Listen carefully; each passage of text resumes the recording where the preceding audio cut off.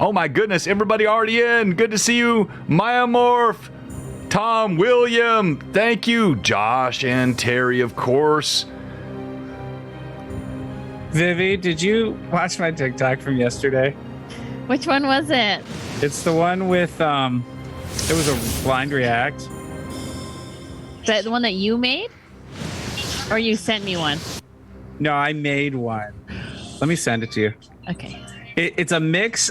It's a mix of what's the group? It's the one who did Fireflies. I would not. Oh, Owl City? Eyes of 10. Yeah, it's a mix of Owl City and Green Day. And Green Day. Yeah, and it's phenomenal. Like blew my mind. Okay, let's see. It's Where a jam. are we at, Terry? I've been getting back into my TikToks now that the show is done. I'm like, Huh? can I get a hells yeah? Is it this one?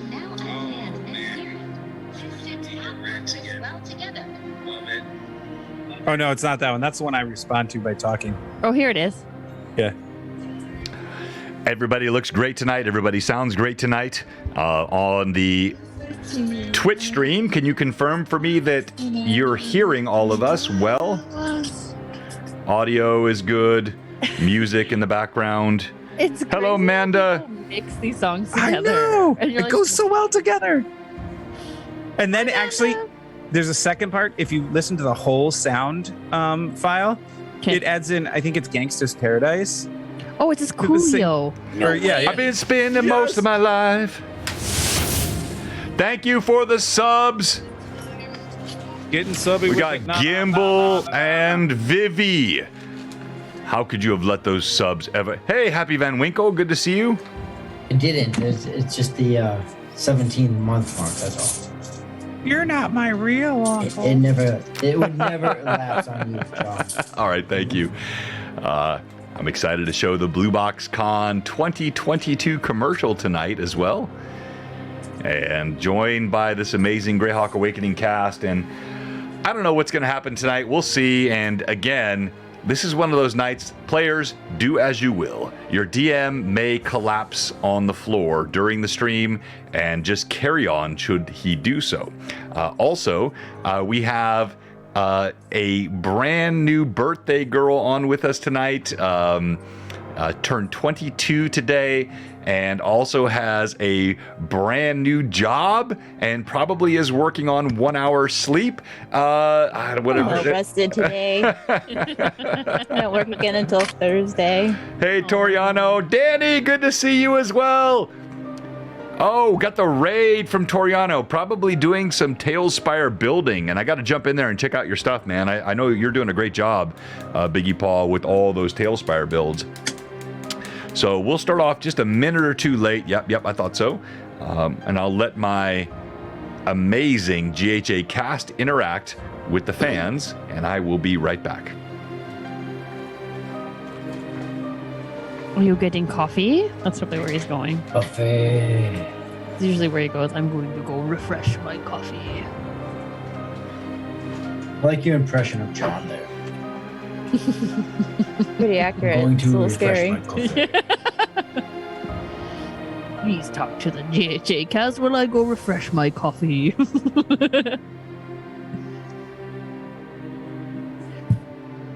Evelyn, what the most important birthday question of them all?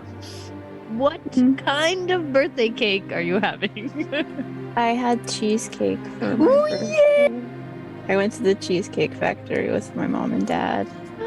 That's so wonderful. What kind of cheesecake did you get? It's their Edible. it's their celebration cake, so it's like actual white cake with layers of cheesecake in it, and then it's got like rainbow sprinkles and stuff on it. Aw, we don't have Cheesecake Factory in Canada, so please tell me they more. are so. I will send you the cheesecake menu that they have, that you can see the wonders of cheesecake. My Factory. understanding is cheesecake is banned in Canada, right? Well, we have cheesecake cake here.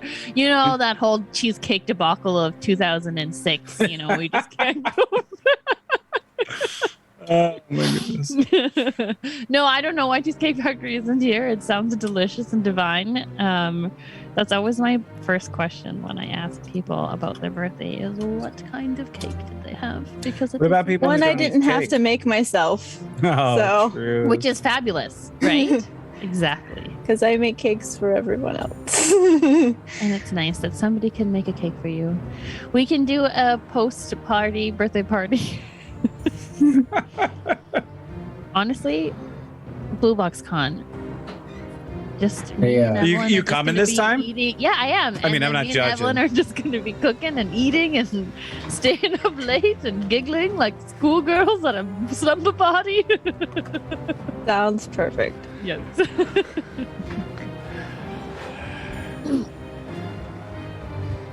On the road. On the road again. All right. Let's kick off some of our commercials. Now, quickly, let's do sponsor roundtable here. I would like Evelyn to please do Mike Disney.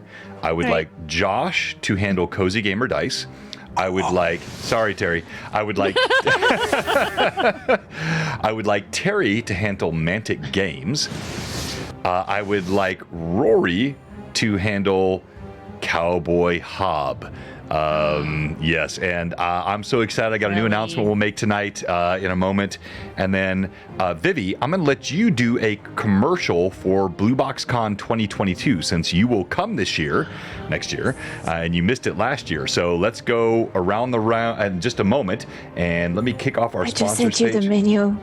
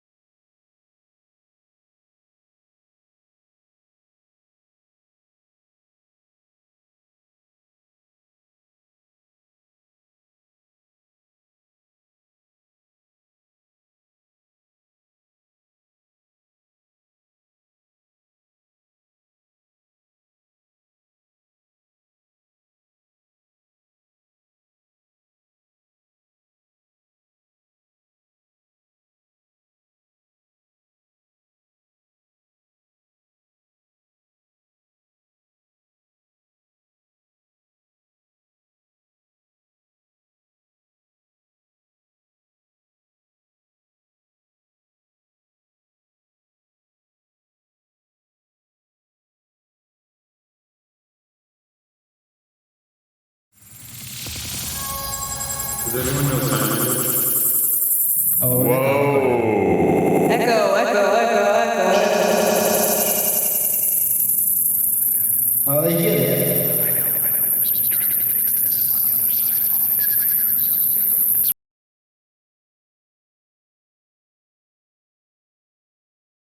Testing 1 2 3. Testing 1 2 3. Yep. All right. So yeah, there's. I was trying so hard to fix the other screen. I messed up this screen. But welcome, and thanks for joining us tonight. Everyone. Sue cheesecake. Let me have 2001 exactly.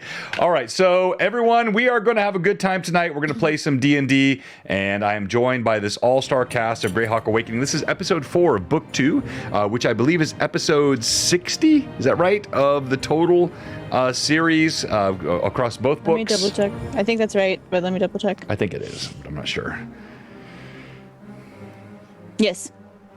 Indeed. It is All right. 60.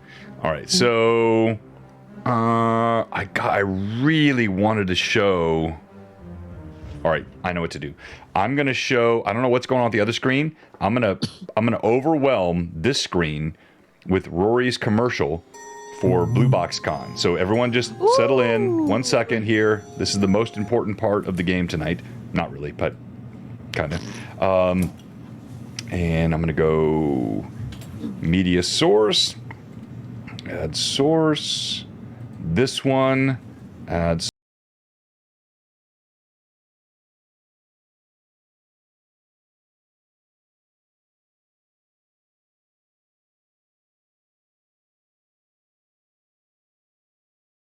So this is the ad, the commercial, the incentive to join us next year for BlueBoxCon 2022. 2021's first BlueBoxCon actually exceeded all expectations, and we were so grateful for all the folks that came, and we want you to be excited about what's coming this year. We've got some incredible stuff planned for our next con.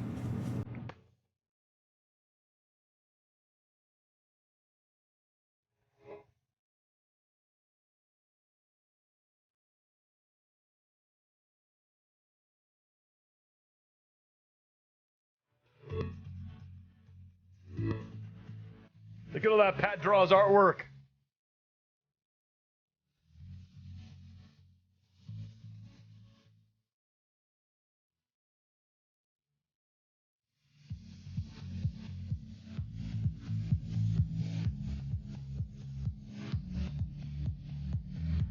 Look at all those beautiful people.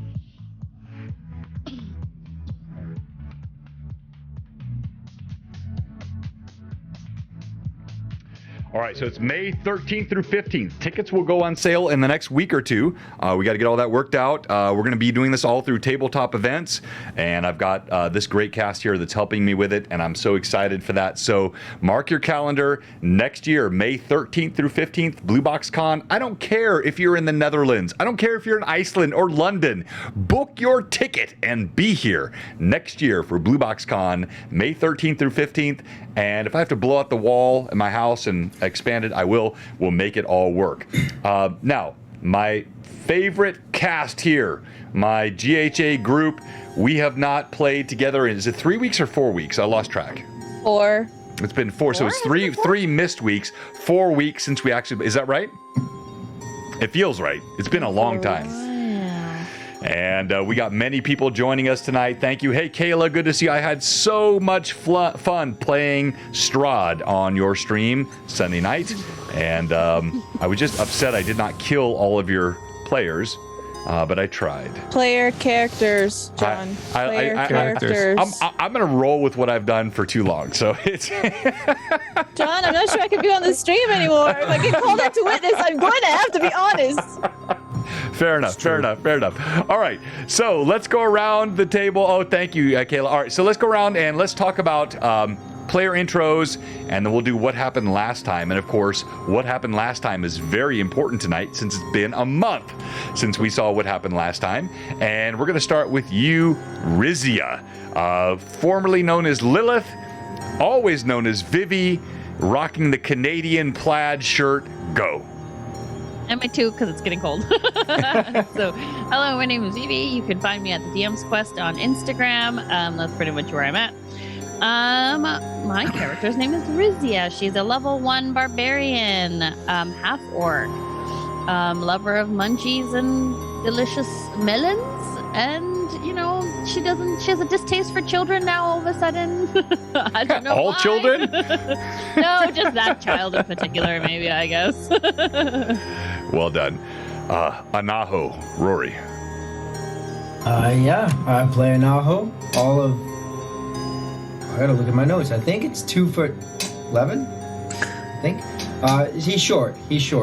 A little bit of a different class for myself as well as just kind of in general. A little bit of a different class. I don't think it's been said yet. And now stuck behind a very big guy making a whole lot of noise. Yeah, he definitely is. And Rory, again, thank you. Your commercial for Blue Box Con was amazing. Your pre-intro for Blue Box is amazing. You just do so much. All of your spreadsheets and your incredible effort. Now, the podcast that we're going to be launching very soon. I am super grateful to you for all you do. So thank you. Now, the aforementioned hairy beast, Taldar.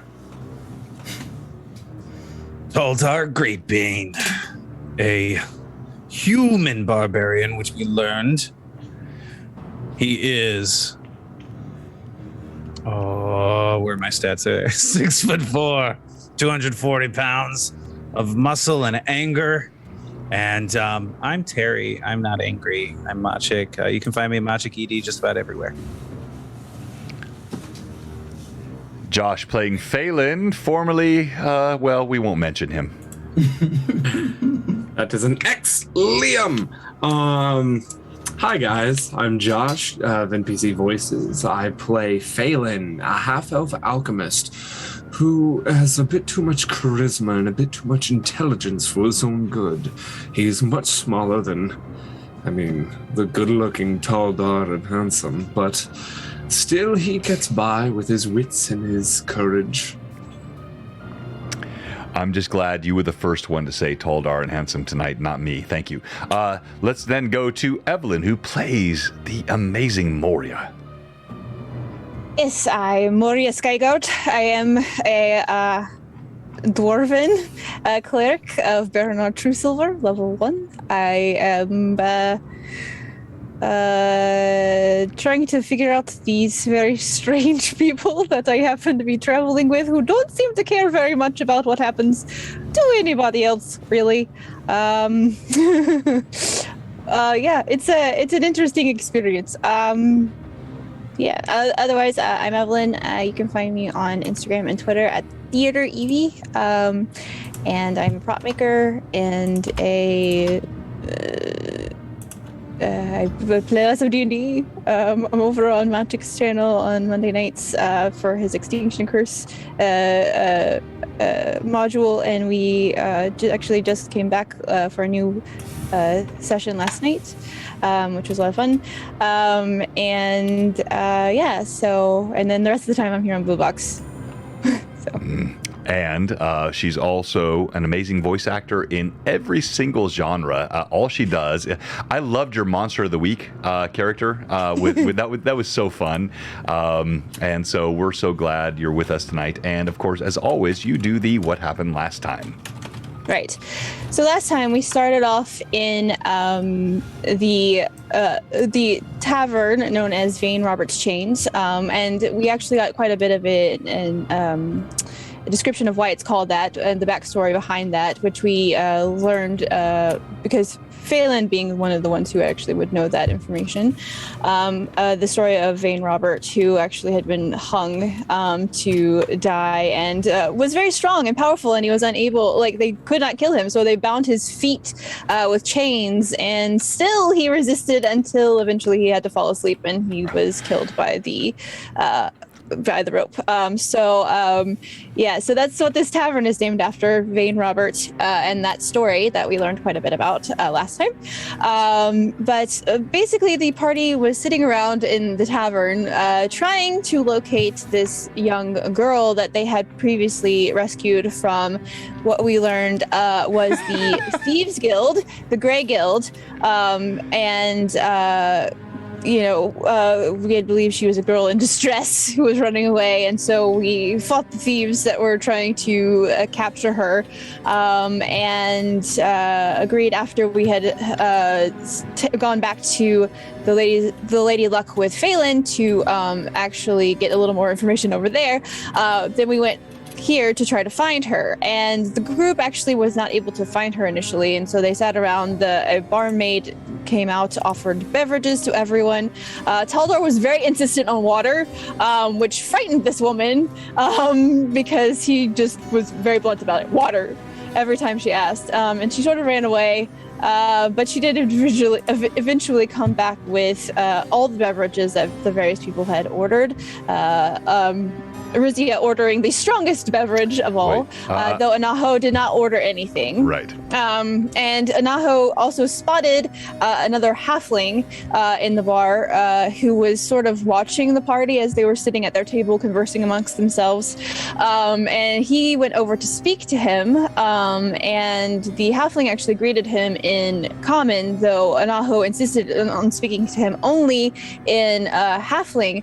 And the man actually found Anaho very curious because his accent wasn't familiar to him. And though the rest of the party didn't hear this, the stream at least learned that Anaho is actually from very far away from Rel Ostra. He actually had traveled a year to get to the point of being in the city of Rel Ostra, and so was from somewhere very far southwest of where we are currently, which the stream of course, and this halfling man learned from him. The rest of the party did not hear this because no one else speaks halfling.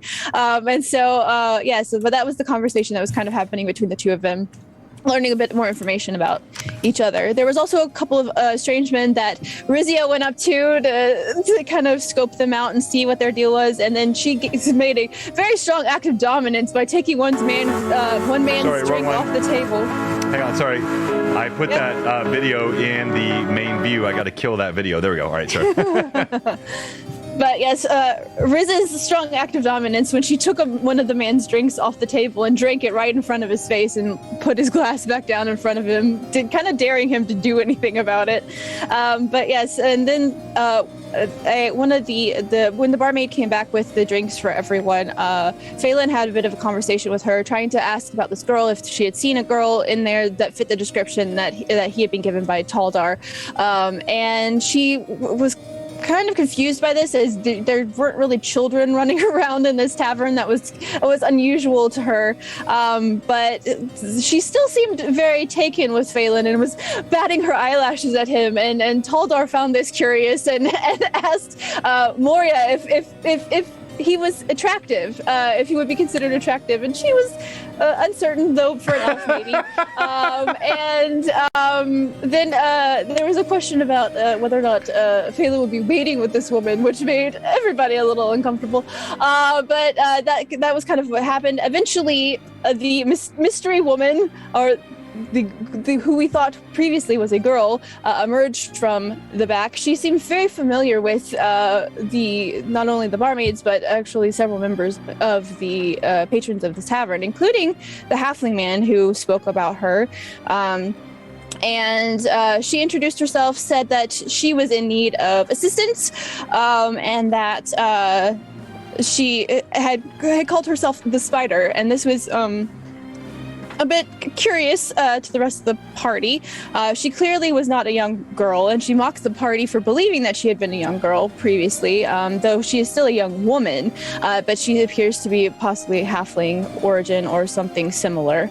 And the spider who gave her name is Lily, though not quite sure if that's her actual name, just the name that she was willing to give, explained that her best man had been taken by the Thieves Guild, and she wanted to get him back before he had the opportunity to reveal who she was to the Thieves Guild. And there was a bit of discussion amongst the rest of the party about, how they were going to go about, if they were even going to go through with this or not. And since there was a bit of wavering whether or not they would actually take this job, even after being offered 50 gold apiece to do it, she was like, oh, and by the way, I've poisoned all your drinks, so if you don't do it, you don't get the antidote and you're dead. Which, Not cool. Well, It's fine. there was a little more nuance to that. A little more nuance. I'm trying to keep it snappy. All right, go ahead. But yeah, so the party still was a little not moved so much, kind of like guess we'll die, but eventually agreed to assist the spider with her request. And so we're told down at the docks there's this building, and then there's an access point kind of underneath where they could go through these like tunnel type things to get to where the man's being held. And so they decided to make way and follow the instructions that they had been given and kind of where to go, and found this like sort of hatch sort of thing, like a grate, that Taldar kind of ripped away and jumped in. There's no hesitation there. Taldar went, then Rizia quickly followed, and then I believe it was Moria and Phelan, and then Anaho following up at the end, if I remember correctly, the order of everyone.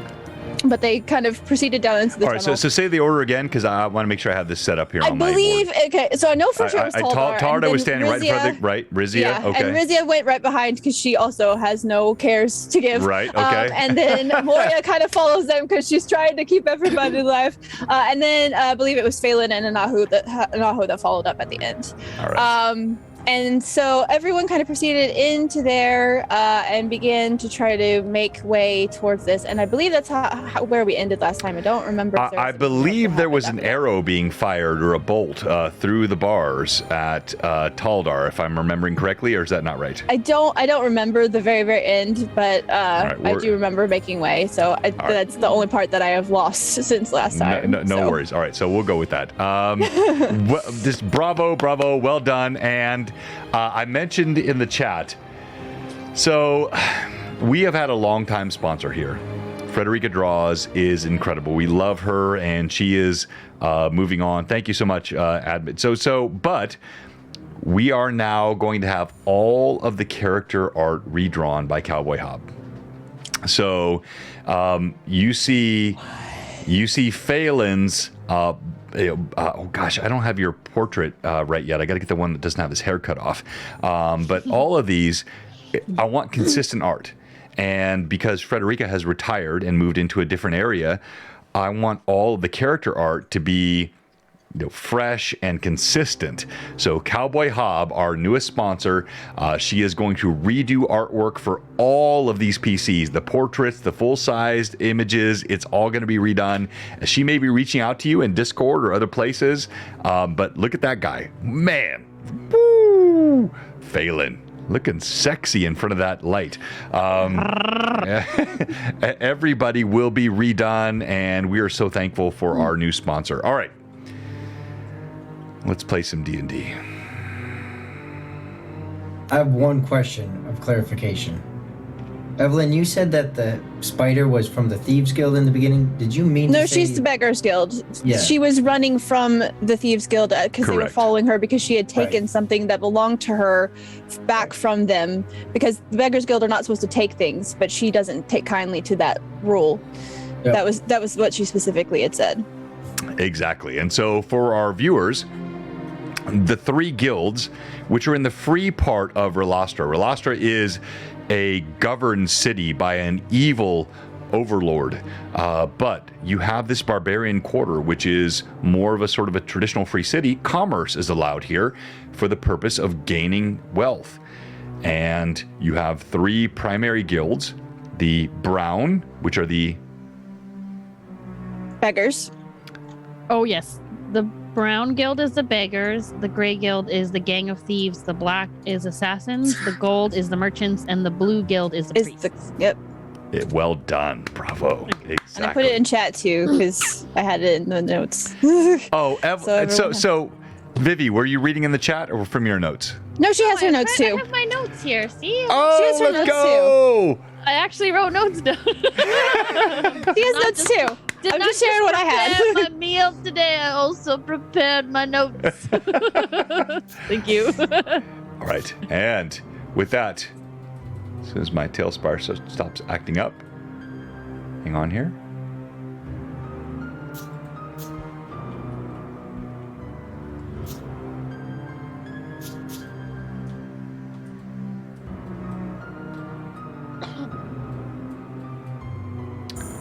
was actually my mouse that was doing that, so just entertain our audience for another moment as I get back to where I was.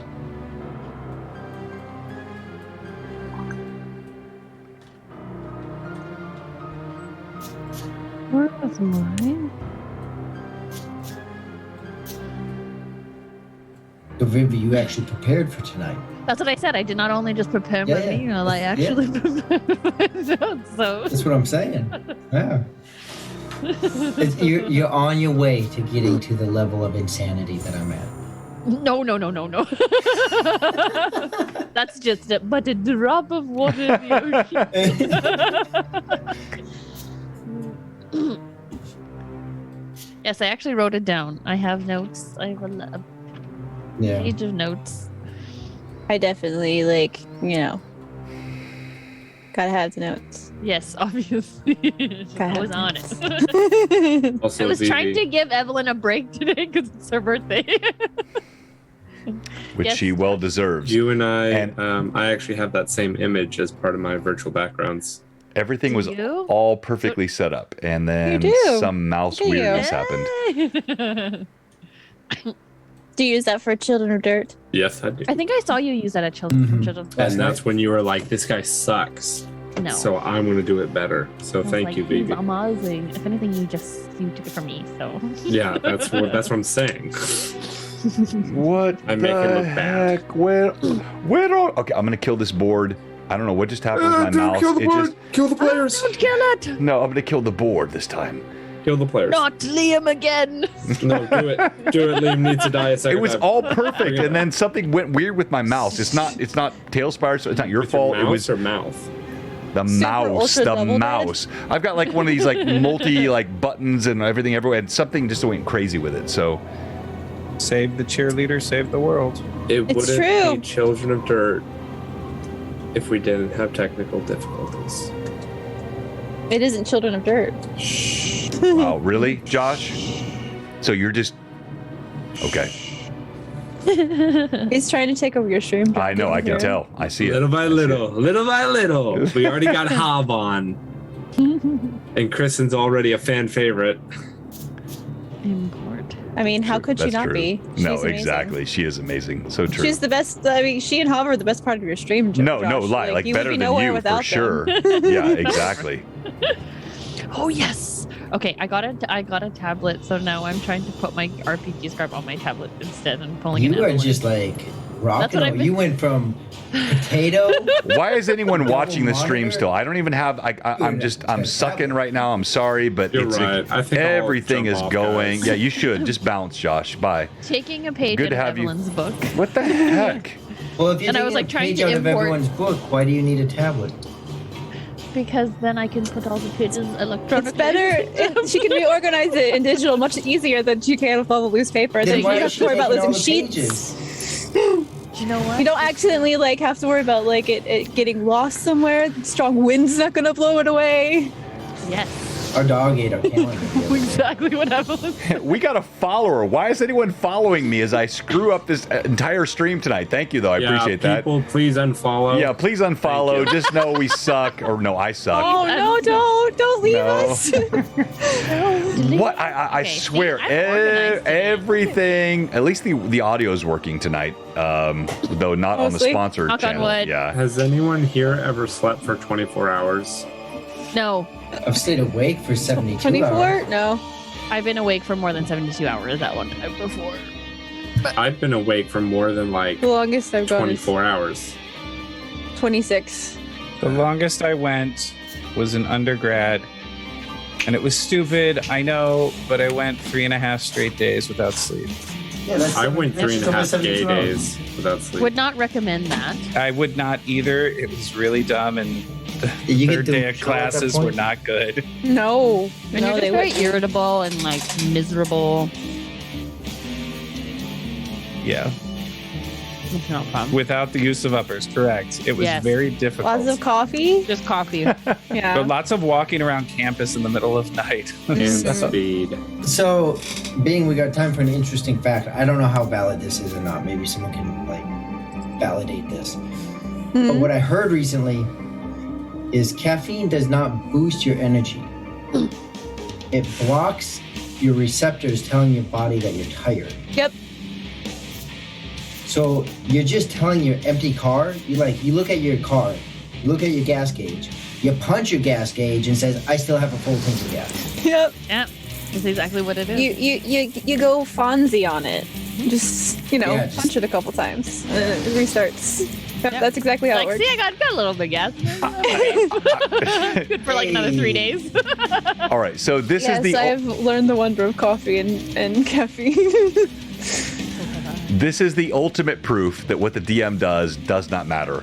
We have 51 viewers. We're doing nothing tonight, and we have this incredible chat growing. And I'm just gonna sit here while you guys talk the rest of the night. I think is gonna be a good idea. So This is a good idea. Okay.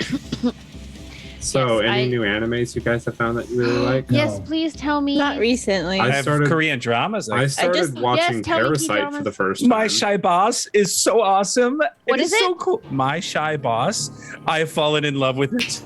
It took I me just- 3 episodes to get into it, but oh my god! thank you, Toriano. to anime, birthday I girl. just finished Fruits Basket. Oh, apparently that was really good too. It is really I good. heard, yeah, I heard that one was good. And the full show is on Hulu right now, like the new one, because there's 2 versions. There's the older one and the newer one. The newer one is actually complete, up to date with all of the manga, because the older version they tried to finish it before the manga were all out, and they confused some stuff about some characters. So now if you watch the newest one, it's like 4 seasons, and it's really good. I watched it dubbed, but it was really really good. Did you just say you watched it dubbed? Yes, I didn't you have just time say you to watch watched it subtitles because I needed to do other things at the same time. That thing that I sent you guys on TikTok when you're watching anime and you have to do other things, like Exactly. popping the fridge, because you have your eyes on it. Like what washing your anime face at night, can't take Yeah. One eye. your. Josh, what anime did you say that you were watching? I just started Parasite for the first time. And you like and it? it's so good. So good. Where I do was you, up where do you till watch about it? 2:30. Netflix. Oh, nice. Okay. It's also probably on Crunchyroll, but I haven't checked Crunchyroll. Okay. That's good to know. I'm gonna write those down so I can start watching stuff. What is that? I started to watch like the new Crunchyroll show that they came out with. It's like the Crunchyroll original, and it's horrible. Not good. It's so bad. I forget Let's- what it's called. Let's talk about pizza. Says Mike Disney. Ooh, Okay. my favorite pizza. pizza to get is Yeah. Little Caesars extra-most No. bestest pepperoni with cheesy stuffed crust. So good. Stuffed crust, yes. Oh, Josh, you probably have to take like a lactate or something. Oh yeah, I have to like going I have cheese, to like, I'm crunch it going all out all on and cheese. snort it. Is there not like a place that has non-dairy cheese for you? Ugh. Have you had non-dairy cheese? Yes, I have. It's so gross. But you can find good tasting ones. Yeah, you but just that have costs to way search. Yeah. Hey, When you Josh, start have you off ever had with blue Little cheese? Caesars. That's kind of where I was at too. Why do you think Little Caesars? There's a lot of good pizza places. Little Caesars is actually so good. No, Little it Caesars good, or is is it just terrible. because It's you're the hungry worst and it's pizza ever. ready? I hate It's Little so Caesars. good. No, it is because awful. it's ready. Everybody hates Isn't- on Little Caesars, but Isn't you know Little what you're Caesars getting. like the 7-Eleven of gas stations? Yeah. Yes. Yes, and you know it's what just you're because it's getting. hot. It's only good because it's hot and ready. That's Hot the and only ready, reason like me, why. baby. I need that shirt. Like, Wow. I love Little Caesars. Oh, hey, Yes. Phantom NJ. I've had really good pizza. I've had New York pizza. I've had New Jersey pizza. I've had Philadelphia pizza, which that was odd. I've had all, like, my aunt and uncle are food critics, or were food critics, and they hate me for loving Little Caesars. But I love Little Caesars. It's so good. All right. I think all my computer chicanery has finally abated, Don't jinx it. and stop, Josh. I don't need that. That's not good. All right, and we are ready. Let's play some D&D. All right. You're like, Taldar, you peer through the bars, and you see furtive movements behind them. There are glowing lights, torches on the walls. You smell the stench of decay. There is blood in the air. And as you stride toward the doors boldly, a bow, actually a crossbow bolt, comes through the window. Did we roll initiative last time, Evelyn? I don't. I thought we did. I thought we did too. So Oh, that's right. You had us start to do it and then you decided not to do it, and I don't remember what I rolled because I remember they had me roll. You rolled a 7. No, I did not. That is literally impossible. Not for Evelyn. exactly. All right. But So I can here, re-roll it. in the corridor beneath the streets of Relastra, here in the Flyness, Greyhawk, we have. This is Phelan. We're gonna get new minis for all these too, because I got new custom minis with Renan. We have Moria. Oh, there are 2 Morias. Let's kill one of them. Sorry. What happened? And Maria's Moria. dead. We have here That was my mirror image, dang it. behind. Yeah, exactly. We have Rizia and we have Taldar standing right before the door. Maria's sister's dead. And let's roll for initiative. D6. Right. Here we Got it. go. Here we go. Thank you for your If patience, Evelyn viewers. doesn't win this, then you hate her, John. Oh my gosh, DM with a 6. Nah. You hate her. It's her birthday. How could you do that? Yeah, birthday bonus +2. It's a Bones Day. Buster. It's a All right. bonus day. It is a bone save. Bones Day. Taldar. You see a figure darting, comes from behind a pillar, wearing a dark gray cloak, holds a crossbow up, fires a bolt straight towards your chest. Remind me of your armor class, please. I will do that. It is. Any 15. advantages for the DM here? 18? I just got 15, one 15. from 15. Obsidian Risk. No, no, Scott, stop that, Scott. All right, so Thanks, Um, Obsidian. and the DM, the bolt streaks past. You duck aside. Oh, wait a minute. There's still a chance it might hit someone behind you. Looking at this group that is. So we'll roll another die, and we'll do a D6. 1, 2, 3, 4, 5, 6. Anaho. As everyone ducks aside, the bolt descends through the distance, and it goes straight towards you. So now your armor class is. Oh, never mind. Doesn't matter. You easily duck aside. It clatters against the back wall. No damage. Now, you see there's movement inside the room beyond. It's tough to tell all that's happening. The torches are guttering. You hear the moaning of someone behind, but there is no other movement visible to you. Taldar, what do you do? I'm gonna try opening the door. All right. You lay your hands on the door.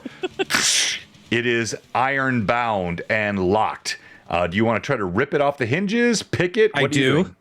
No, I want to rip it off the hinges. Okay. All right. So your strength is a My strength is a +4, 18 total. no. So an 18 You strength. just want the modifier? Yeah, 18. No, 18 strength, and we don't use percentile dice because we're 3.5, so it's not like original 1d2e. So +4. Roll d20. Add your +4.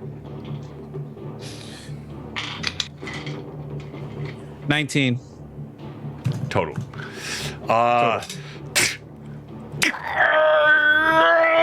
You all see Taldar grab the bars. This gate is heavy.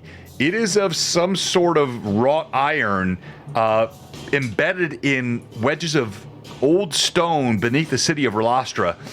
It creaks with his power, but it does not surrender. Thank you, Pat! If I notice that he's trying to open the gate, would I be able to help him? Well, let's see here. So, no, as you look, I mean, you could try, but you'd have to like go low where he goes high. It's a very narrow chamber here. So, if you wish to, you can. And I'm not saying he totally failed. I'm just saying it creaked in his grasp, but it did not release. So, you tell me what you want to do, Rizia. If Taldar is attempting to open and he's struggling, I will definitely help. All right, so he's tall and dar than you. So do you want to drop to the ground and try to grab the bottom of the bars? Yeah. All right. Rizia leaps forward and grabs the bottom of the gate. Let's go to Moria and Phelan and Anaho. How far am I from Taldar and Rizia there?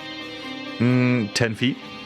Okay, I want to close in then, and she's going to, seeing that Toldar's trying to open the gate, she's going to touch him and cast guidance on him to try to help him get the gate open. So she comes up, she says, and say, I think I have something that could help you a little more with this, and she'll touch him on the shoulder and cast guidance. Nicely done.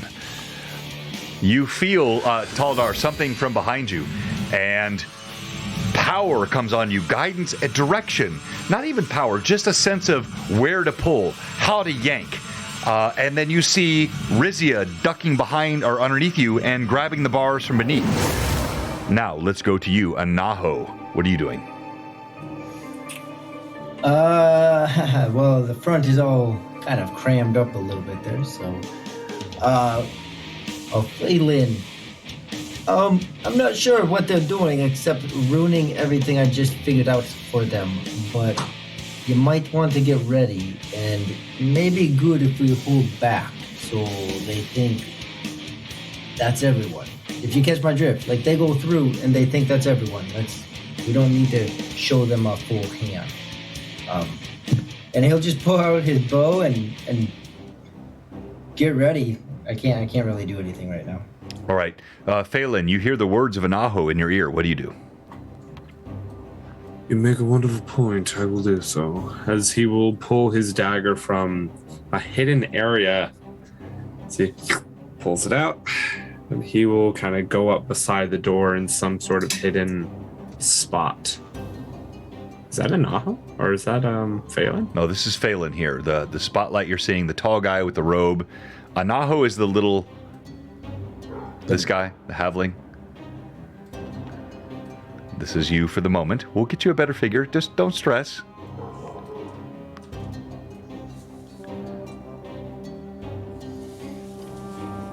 Did he freeze? He did. It looks like it just, I just thought that was such a perfect spot to freeze. It was like I just thought he was Looks very evaluating and thinking and contemplating. Oh my gosh. All right, He's so got he the calculation for Oh! there he is. there he's back. You froze. No idea what does happen with my internet. But yeah, I'm just going to stand off to the side. If anyone gets close enough, I'll stab them, but I just want to stay stealthy.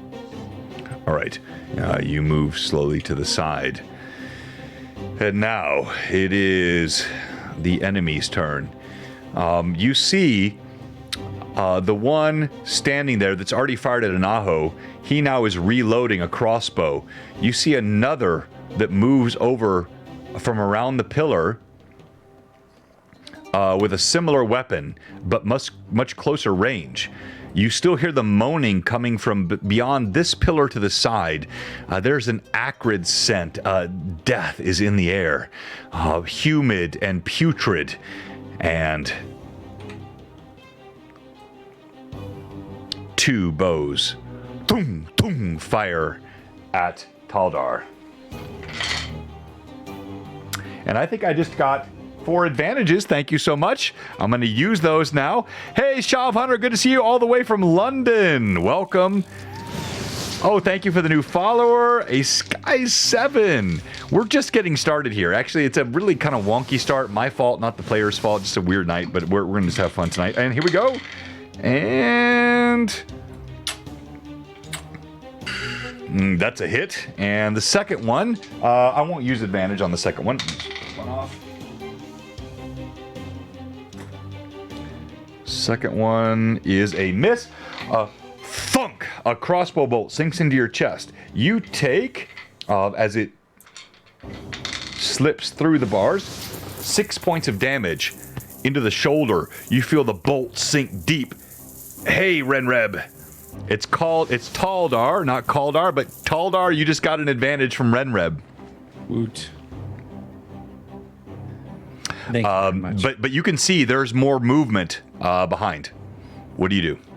Next round, initiative. All right. DM has a 2 on the die. I have a 3. All right, you have 1. Taldar, you're at the front. You and Rizia both have your hands on the gate. Both of you roll D20, please. Ooh, 12. which one shall I roll? Don't forget to add your +1. Oh, well, yes. What are we adding?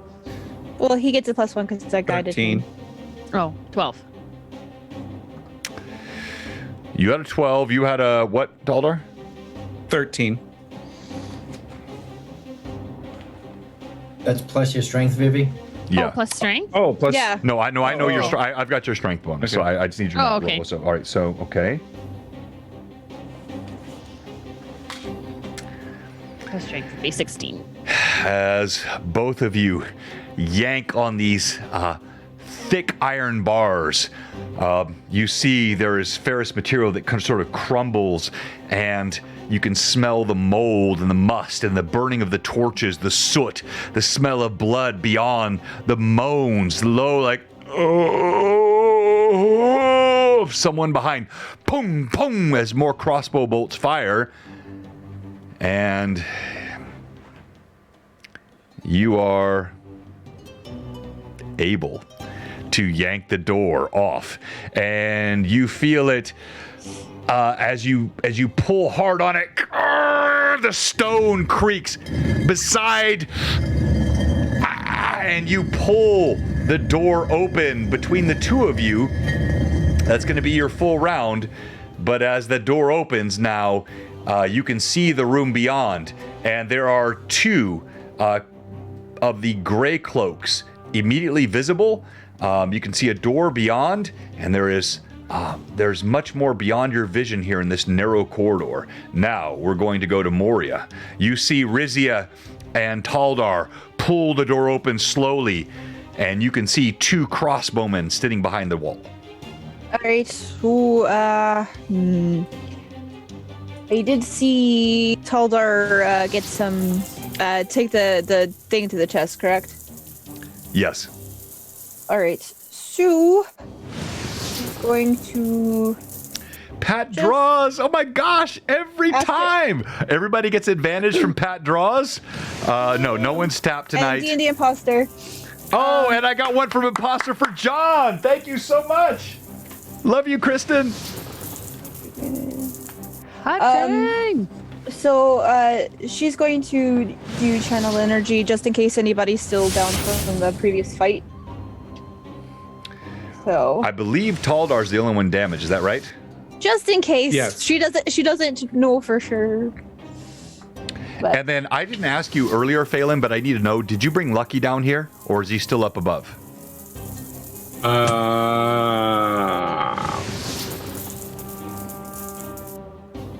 Oh, They thank you, went. Pat. Where were they before this point?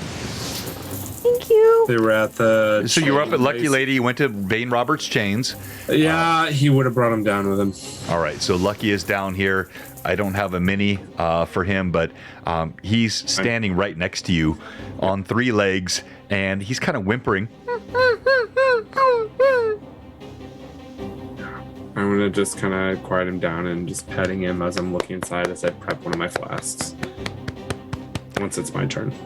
All right, so you have 6 I did on the 6 healing. points of healing from channel energy. So All anybody right, who was so down you is got every. 6 So, back.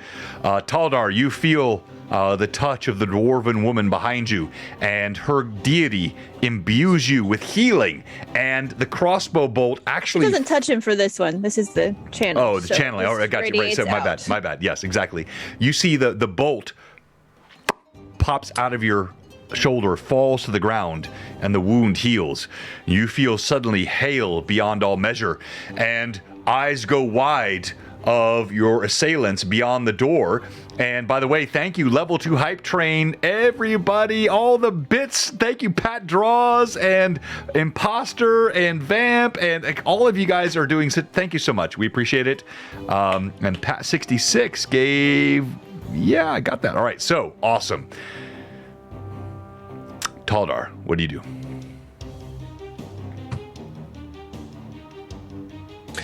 So so the ripping of the door off did not count as my turn then? Well, it can't. You don't get a full round action, but you can still move. Okay. So if you wish to move, I can still. Yes. Okay. So yeah. So I'm gonna move then. And I'm going to, and I've got fast movement, which is plus 10 feet. So Right. Can I get face to face with the guy who hit me? So yes, as a barbarian, you have expedited movement, and I will say yes, you can. Okay. And as you get there, he gets no attack of opportunity because he's fumbling with the crossbow. He wants to try. So you see, he drops the crossbow. He's trying to pull out a sword, but he gets no attack this round.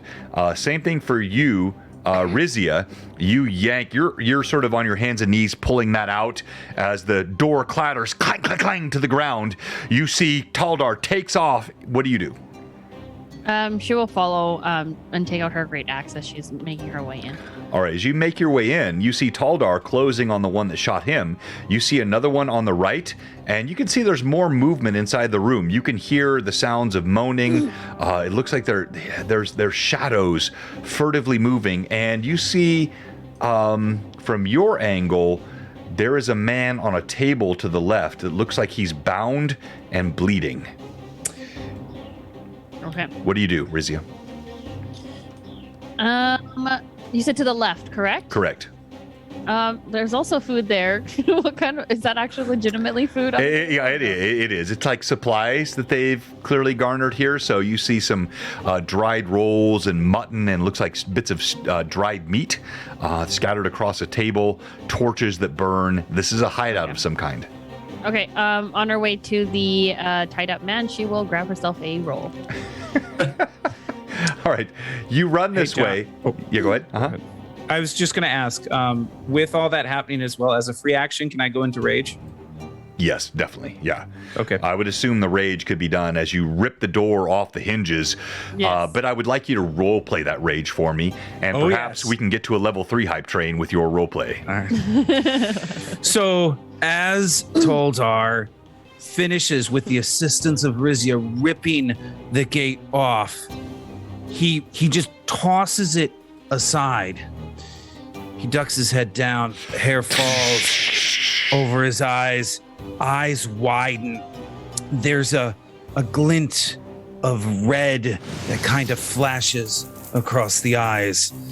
As he's running, he's reaching back towards his battle axe, and he just yells as he powers full speed, muscles tight, directly towards the crossbowman. I love it. I love it. You rage. Let's go. Hype train. Thank you. Oh, Evelyn, you didn't have to do that. That was so kind. All right. Now, let's move back into the corridor. As you see the twin barbarians burst through Moria's healing power. Phelan and Anaho, what are you doing?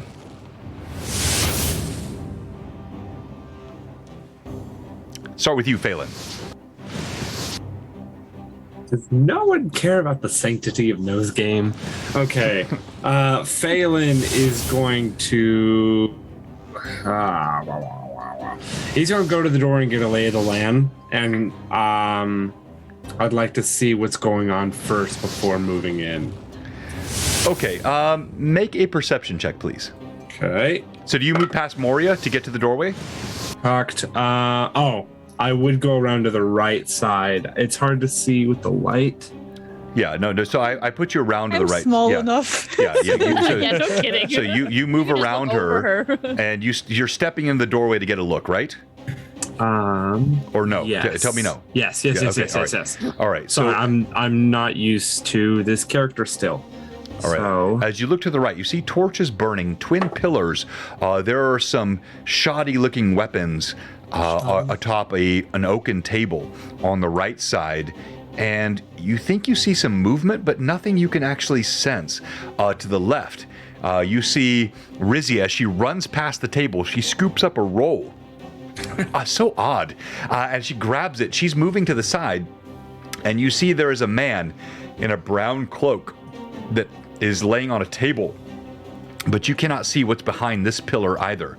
So Again, Okay. what you can see from your site, you see Rizia move around. You can vaguely see a man floating or laying on a table. Now floating, laying on a table. And then you see these 1, 2 crossbow wielding gray cloaks. And then you feel like there's something back behind there, but you can't see it. What do you do? Back to the farthest part of the room? To the right. Away from the table to the left. Is this not... I'm sorry, you guys not seeing this on... I am. It's just moving around a lot. Is it moving too much? Okay. He's going to get to the door, see Rizia do her thing, and just... I love her. She's just wonderful. As he will then follow her to the left side, keeping his kind of hood up over his face. And yeah. All right. You move to the left, following behind Rizia. I'm assuming you do not also pull something off the table? No, not yet. Okay. And then Anaho. What are you doing, my friend? So definitely going to move up to the door. I'm glad that, Josh, you didn't grab an apple. I'd hate to see another character die. Yeah, that's only about 10 feet. That's easy for you. You're there quickly. Okay. Your bare feet still die. pad on the ground. And I would like to essentially kind of do the same thing. If, I see the 2 in front of me. Is it easy for me to tell that there's what you described to the left? Roll d20, please. Yep. Thank you, everyone. All the mad chatters. You guys are awesome. We appreciate that. Am I adding perception to that? I am, yes. Okay. I got an 11 on my roll. Okay, and I have your perception as a 10. Is that correct? I would like that, but no, it's a +7. 7. Okay.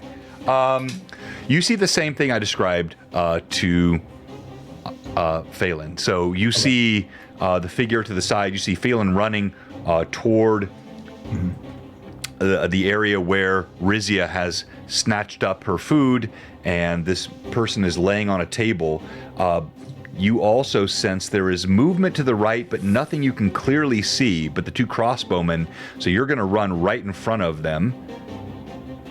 Here. And here, let me go to a sort of an isometric view. Maybe this helps you guys better. So let's show... Thank you so much, Renrev! Oh my goodness, let's go! All the players, another advantage. Well done. So, isometric view here. Can you guys see this? Let me take a moment. All right, so here, this is Rizia. Bread in hand. This is Taldar, leaping toward the first crossbowman that struck him. This is the crossbowman here. In fact, I can change these. Still learning all the different things I can do in Tailspire, I believe. No, I didn't mean to hide that. That's not what I want to do. Reveal. All right. I can GM tools, set side base color. Let's set the base color of the bad guys to yellow. Or whatever that color is. And I'll do this one as well. All right. So. How dare you? Wow. Oh, thank you so. Oh, let's go! Thank you so much, Kristen. How dare you? You rock. Now your monster sticks me overcooked. All right. So. I'm just kidding. I love you. These 2 crossbowmen stand to either side. Over here, you see this brown cloaked man sitting on a table, and he has some sort of a torture standing over him with tools. Rizia, now it's clear in sight. He has a pair of pliers and a dagger. There are strips of flesh that dangle from the sides of his arms, where he's already pulled them off the body.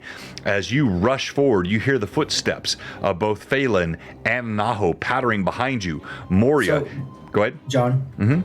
When Anaho looked out the door to see that, seeing the 2 in front of him, the guy on the table and the other person over there, everyone is already heading that way, right? The threat in front of him. With the so with the exception of Taldar, Taldar's moving straight ahead. Right.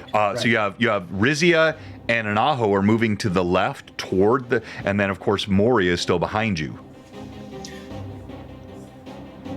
Right. So what I'm saying though is Anaho would have gone right. Okay. So with everyone already focused over to the left. All right, that's fine. Handled, So no problem. So your feet pitter patter as you turn to the right, ducking behind a crossbow bolt that goes over your head. You see there's another crossbowman ratcheting up a bolt. Are you moving toward that person, or are you trying to move away from him and along the back wall to stay out of range? What are you doing? Along the back wall. All right, so you step out of his range, no attack of opportunity, and you run along the back wall. You see a barrel and stone walls behind you, but you do hear sounds, not the crossbowman's ratcheting of his bow. There is something else in that area that you're moving toward, and that will be the end of the round. I haven't gone. Oh, Moria, I'm sorry. I thought your healing was this round. It was the last round. All right, so go ahead. All right, go ahead, wait. Moria. No, yeah, I did the channel. I thought so, yes. I thought so, yeah. Sorry, Okay. I forgot. No worries. All right, now, it is the enemy. The one in front of Taldar. He's dropped his crossbow. He scrabbles, trying to pull out a blade. And... AC is 13 now. he panics. Oh, he drops his blade to the ground. It clatters in front of you as he sees this monstrous, hairy beast raising up in front of him, and he backs away. All right, now, the other one turns, and so it sees Moria, Rizia, Phelan. Anaho, were you trying to be stealthy as you did this, or? Preferably, but I also crossed right in front of him, so I don't... Well, kind of, but kind of not. So... roll d20, please, and add your stealth.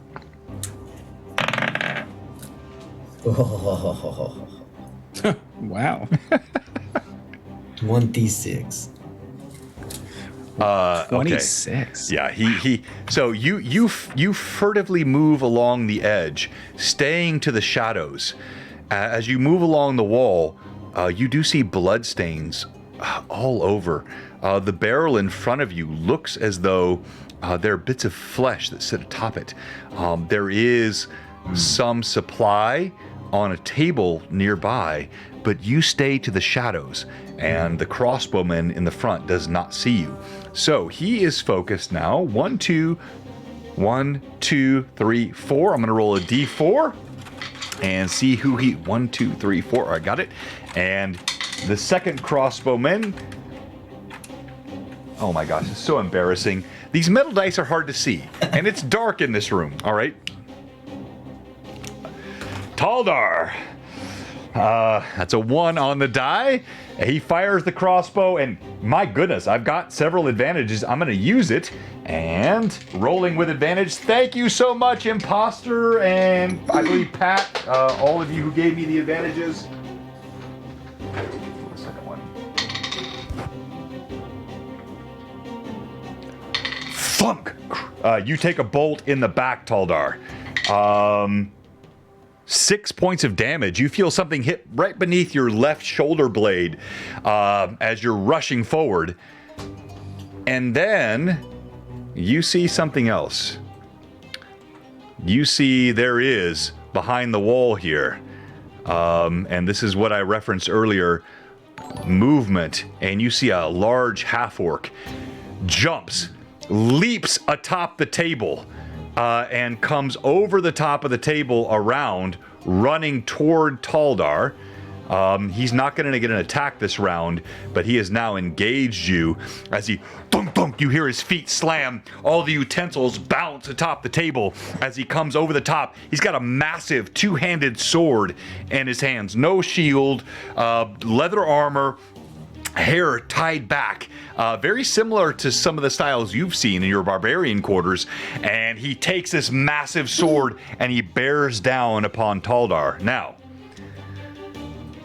Rizia, as you come around the corner, you see there is this man with his daggers and bits of flesh in his hands, torturing the creature. Oh, thank you. Let's go, Pat. And by the way, I teased some of my viewers on Sunday, and I had a couple people tell me, don't make the viewers feel bad when they give advantages to the players. And it was all in jest. Like, I love it when you guys give it to them, give it to me. I like to tease back and forth. So please, never feel like if I say, why are you giving all the advantages to my players? You have to, like, I love it in both ways. And, but thank you very much, Pat. He pulls out 2 daggers from his hip. They're thin stilettos, and they fly out right toward you. Rizia, your armor class is? Where's my armor class? 13. Oh. A normal or normal's 15. Well, you're not raging, right? No, not yet. Yeah, I okay, wouldn't so it's enter 15. rage. All right, so 2 attacks, 2 daggers fly towards you. And that's a hit. And well, boom, boom. You feel 2 daggers. One strikes you right above the breast in the right shoulder. The other sticks in your thigh. And they're just stilettos, so they're not terribly damaging, but you take from these.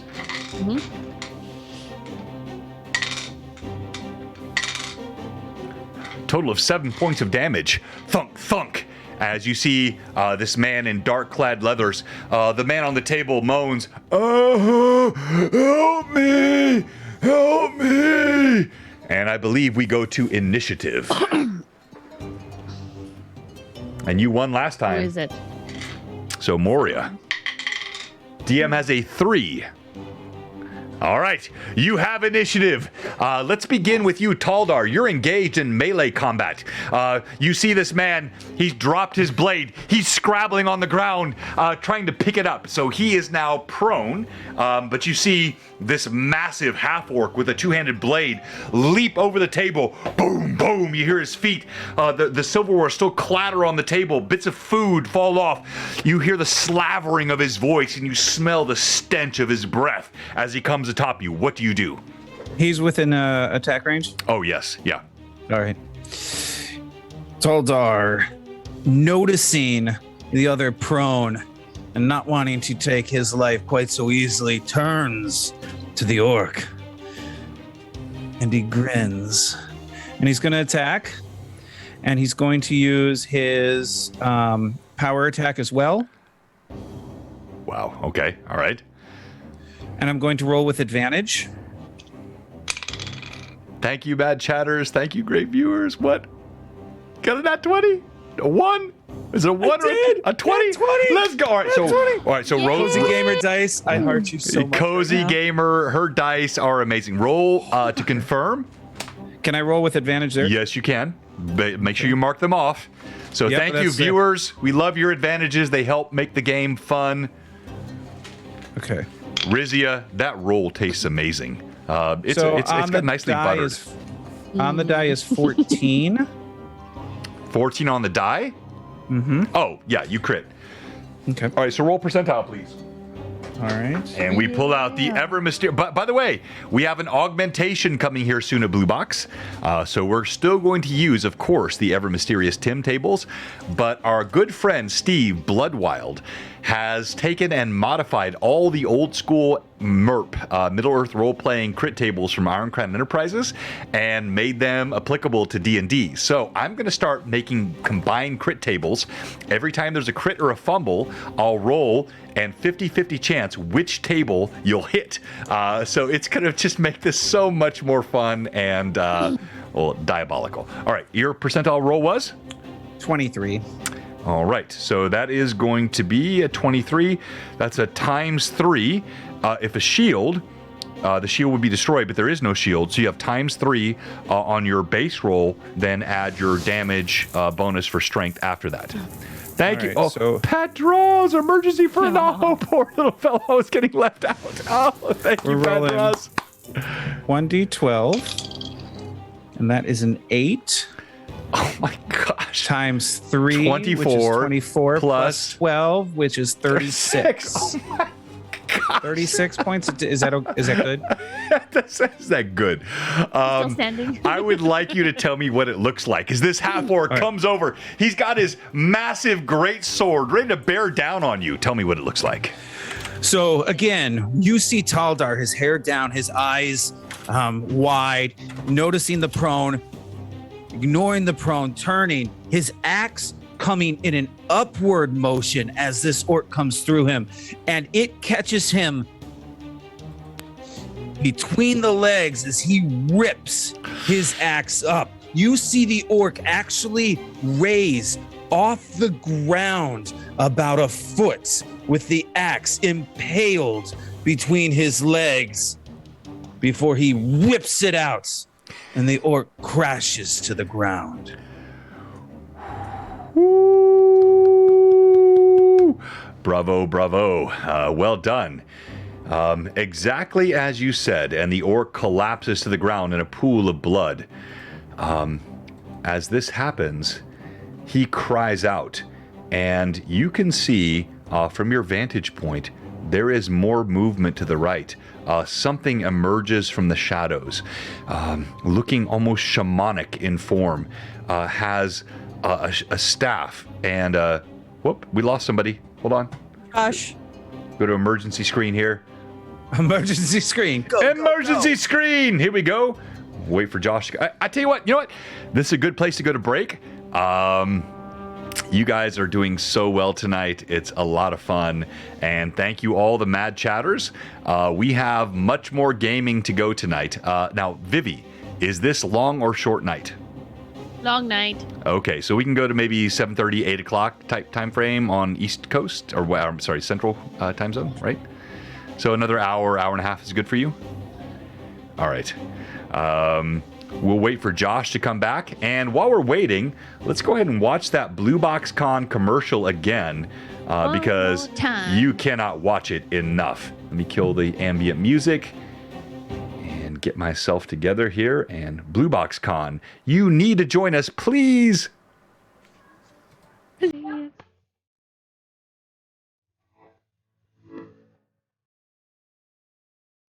Look at all those beautiful people. It's going to be even better this year. You cannot miss this. Look at that Pat Draws artwork.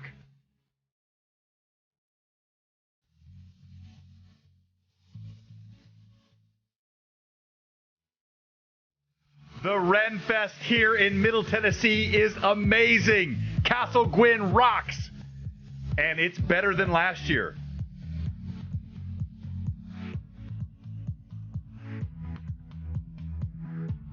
Tickets go on sale next week, I think, hopefully. Whoops, hold on, that's too small. Or too big. Let me shrink it so you can see it. Oh no, what am I doing to remove those? Undo. Let me play that again real quick, and I'm going to shrink it, and I'm going to fast forward it to the end, because I want you to see the dates.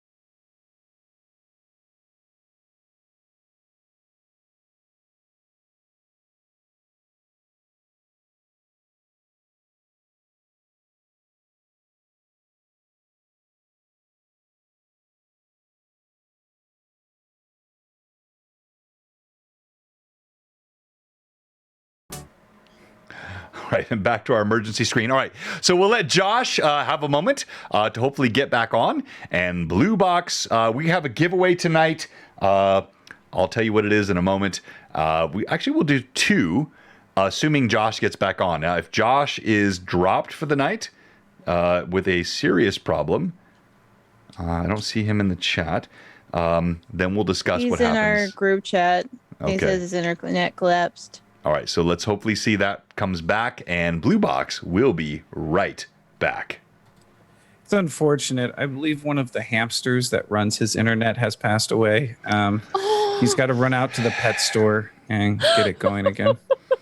No, I think that's right. I think actually what happened was. He had several hamsters, but the rubber band broke inside the wheel. The hamsters are safe, so no one please fear for the safety of the hamsters. But the wheel itself has malfunctioned. Just a disclaimer: no animals have been harmed. In the making of this, That was of kind of my point exactly. Yeah, And truthfully, if you believe hamsters run the internet, you probably shouldn't be watching this stream right now. All right, you know what? Issues. So Evelyn, I would love to play that song I played for all of you at the beginning, the sort of Halloween, definitely a DMCA violation if I play it. What will that do to us if I play it on break? Can we just cut it out? Will it hurt us? No, Your channel will get deleted. Yeah, it will. Literally, if you get 3 strikes, you're out, and our channel ceases to exist on Twitch. Do we have any strikes? Because I've done nothing Not yet. But I would rather not. Let's get those strikes going right now. How about we not? The evil overlords continue to restrict me. John, unadvisable. All right, fine. Can I sing it? I think you can sing it, right? You can sing As long as you don't sing the whole thing.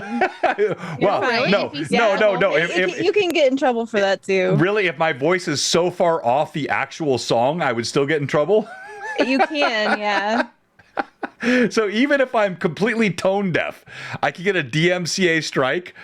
That is miserably bad. He has a Blue Box cover song. It wouldn't last very long, let me tell you. Chef Hunter said, "Do it on Discord for everyone." Do not tempt fate. Oh yes, Discord would be good. Yeah, all right. So we'll do that on Discord soon. I would love to do that. We need a karaoke channel. just Yeah, saying. exactly, Yes, Sam. please. Thank Can we have a you. karaoke channel. I will Who's not wanna sing tempt for fate, fun? Manda. I'm sorry. I just want to tempt fate, but I won't. Love all the mad chatters. Pray for Josh. Hopefully he gets his internet back up. My goodness, we're right in the middle of this great combat. Ooh, I need more candy. Thank you, Hot Pandas, for joining us. We all need more candy. No, I'm eating Halloween candy. BRB, I'm gonna go get some more. Blue Box will be right back.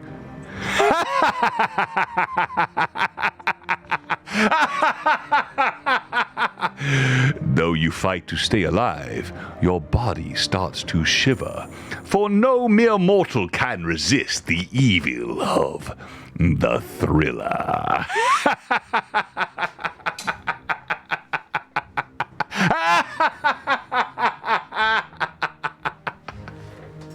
It's a great evil laugh you have there. DMCA, strike me for that. I dare you. Oh, don't dare. Please don't dare. Hey, Evelyn, I got a question for you. Yeah. You have a mixer, right? Nope. I don't know why, but I can't now, I can't adjust my headset volume Mm-hmm. or my mic volume. You're really quiet now. You made yourself very quiet. Oh, is this better? That's better, yeah. Okay, so I can adjust my mic volume. Yeah. I cannot adjust my headset volume. Oh, can you not, as far as, what you're hearing? Yeah, it's the same volume no matter what. Can you adjust it in your, in your computer sound settings? All the way up.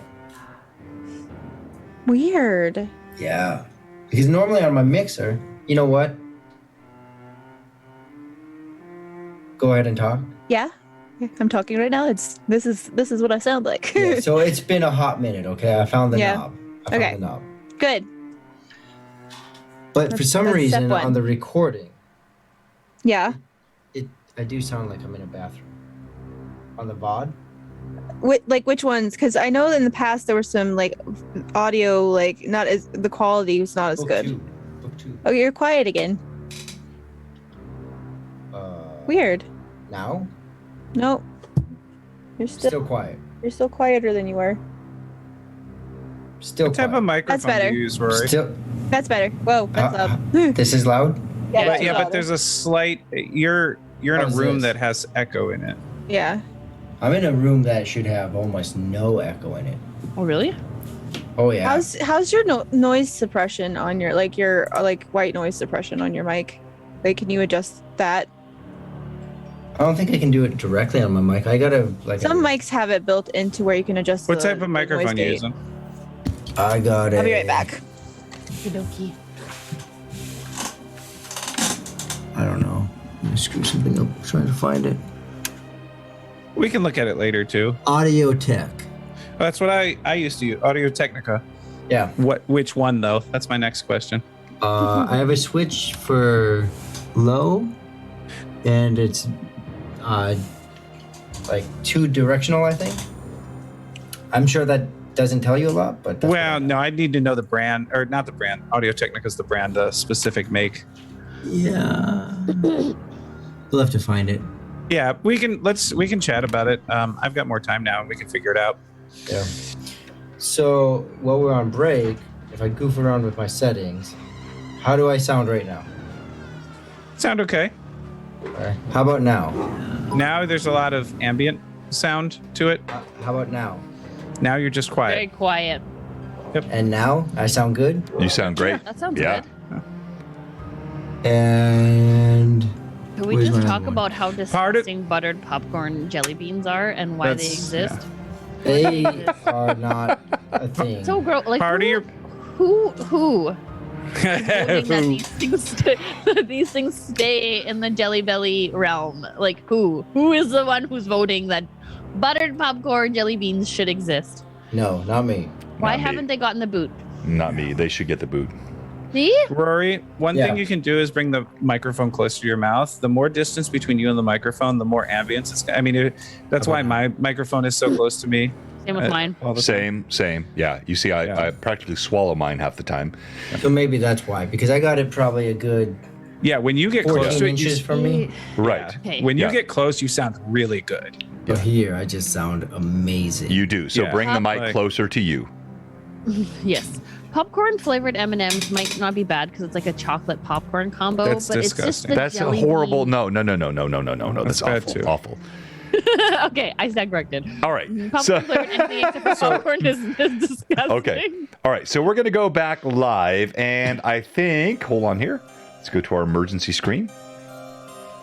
Evelyn will be right back, she said. Yes. Yeah, I figured she would. And Vivi, I just got to tell you, I'm in my first week of single dadding. Yes. Okay. Dude, I don't know how you do it. This is nuts. It is crazy. It's so crazy, but you get used to it. It'll get better. It's just like once you kind of have everything organized, but trust me, you're a big chaotic mess all the freaking time. That's Let me just te- what it is. let me tell you how bad I freaked out this morning, okay? Why? So I set my alarm so my kids get up at 6:30. They leave about 7:15ish, 7:20 for school. Yeah. So I set my alarm for 6:20. They get up at 6:30. So I'm like, okay, I'll get up 10 minutes before them, make sure they're kosher and everything. I woke up at 7:27 because apparently I had hit my phone. I jumped out of bed, ran out, said, "Oh, are you guys ready? Are we running behind?" They go, "We don't have school today. It's election day." And I was like, "Oh, That is the worst anxiety in the whole entire world. Let me just tell you, when you're saying it, I could feel that anxiety. Oh, that one day, I swear to God, I was in the I'll tell you, I was in the shower and it was early dismissal and I forgot it was early dismissal. And I was like, looking at the time, I'm like, oh, I got lots of time. Like, when the shower came out. And then I was like, damn it, it's early dismissal. Like, wet hair. My sweater was on backwards, inside out. Like, backwards, inside out. That's how my sweater was. And I, like, just booked it there. And I was like, I'm so sorry. And they're like, okay, clearly this woman forgot and she's just a hot mess. So we'll forgive her and, like, let's just go. But it's just that's the worst type of anxiety, Oh though. my It's just gosh. like, oh my God, we're going to be late. I mean, I don't know if I agree with you. I can send you another package. No, please, Please. Rory, no more packages, please. I beg you.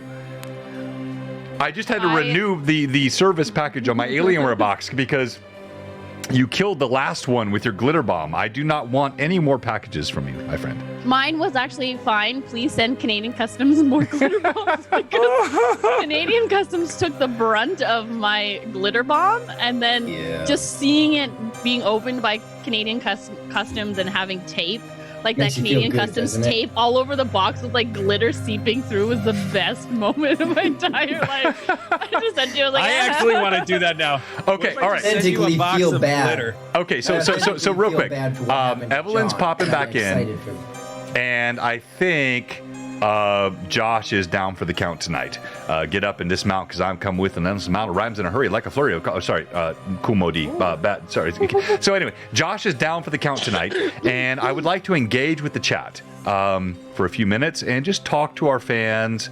We're gonna have to probably put a pause on tonight's stream, but because I don't want to like continue without Phelan in the middle of this combat. That would be really, really not good.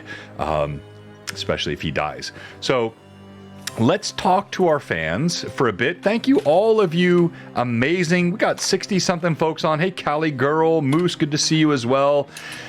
Put questions in the chat, and I would love to have some questions about Greyhawk Awakening, including Book 1 and Book 2, the transition from Book 1 to Book 2, and think about these different PCs, or some real-life stuff. I mean, golly.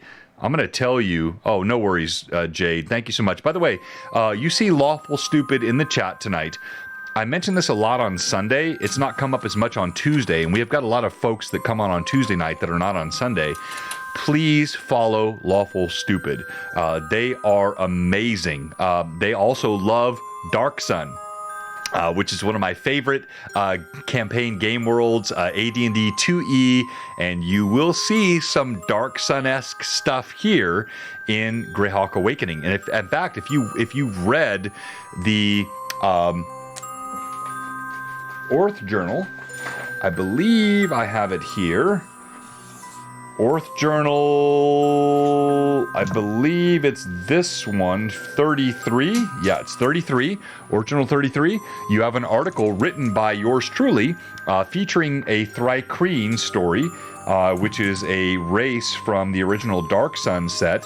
But of course, Dark Sun was based on what part of the original Greyhawk world? And I'm not going to pick on Evelyn. I know she knows. I'm not going to pick on Vivi because I know she doesn't know. So then I'm thinking Terry might, but I'm going to go to Rory. Rory, what part of Greyhawk is the inspiration for Dark Sun? I'm going to go with like the Ulick region, the Twisted Forest, like that whole kind of region. That is a great guess, but it is so wrong. Let's go to you now, Terry. You know, I thought Rory's answer was good, so I'm going to answer the same thing as Rory. Yeah, no, that was good, Roy. I like it. All right, still wrong. All right, so yeah, it's still wrong in the chat. So Dark Sun. Well, that's right. No, Dark Sun was the origin of all that Tremor stuff. Well, Dune. You got to give Dune credit. By the way, I'm so hype about Dune. I love the David Lynch version in the '80s. I read the books. I have usernames. My dog is named Fade. My dog is named Feyd. This is Fade Ruatha, son of Baron Vladimir Harkonnen. I love Dune. And so you had Dune and Dark Sun. I think those were very much influenced. But what part of Greyhawk, or the Flyness, is influenced? The Sea of Dust, exactly. The Rain of Colorless Fire, the Sea of Dust, the Dark Steppes, Dry Steppes rather, all of that toward the southwest part of the continent. And I'll pull it up here. When I do, it's going to look... Oops. We don't have everybody on, so all their maps will be... But you see here, come down, ignore the fact that you can't see all my players. We'll get them back in a second. You come here, past Ulek, the Pomarge, you come to the Dry Steppes. And in the Dry Steppes, you go past. This is where the twin cataclysms happen. You'd say the invoked devastation, and the Rain of Colorless Fire, all of which then spilled into the Sea of Dust. This was much of the area which was the inspiration for Dark Sun. All right. See, I like Dune's sequel, Dude, Where's My Car?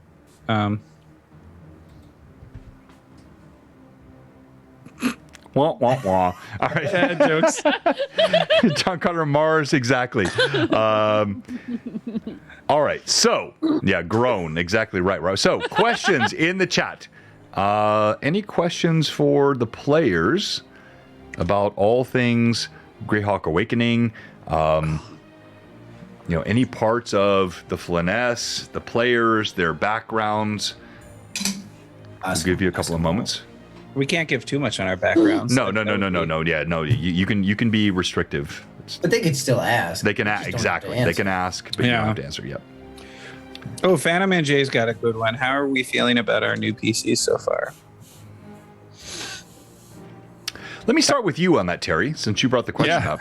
Because it's not just about your new PC. You are the most famous changer of PCs, I think, in Greyhawk Awakening. I don't know. Josh is right there. Yeah, no, Josh dies. That's different. But like Terry retired Shorewin and then had Rin, and Rin was so different than Shorewin, and now he's playing Taldar, which is the most different of all. Handsome. Taldar and Handsome. So Terry, tell us about that. No, I am. I was worried going into these changes because I'll be honest, I miss Rin. I still miss Rin. I'm going to miss Rin till we get back to Rin because I was liking what I was doing with him. But having said that, one of the things that I've loved about this is being able to bring new characters to life. And I mean, this group knows, and those that watch on a fairly regular basis know that I love the story, and being able to bring new characters into the story and create such different characters. Each one of my characters has been so significantly different. It has been a blast. So Terry, you're a I say theater guy, and you always. So you're someone that is immersed in academia and helps people in theater. Do you purposefully? You stole yours. Oh wow! Oh, I'm sorry, Jade. That sucks. Do you purposely choose characters which are so divergent from the previous ones?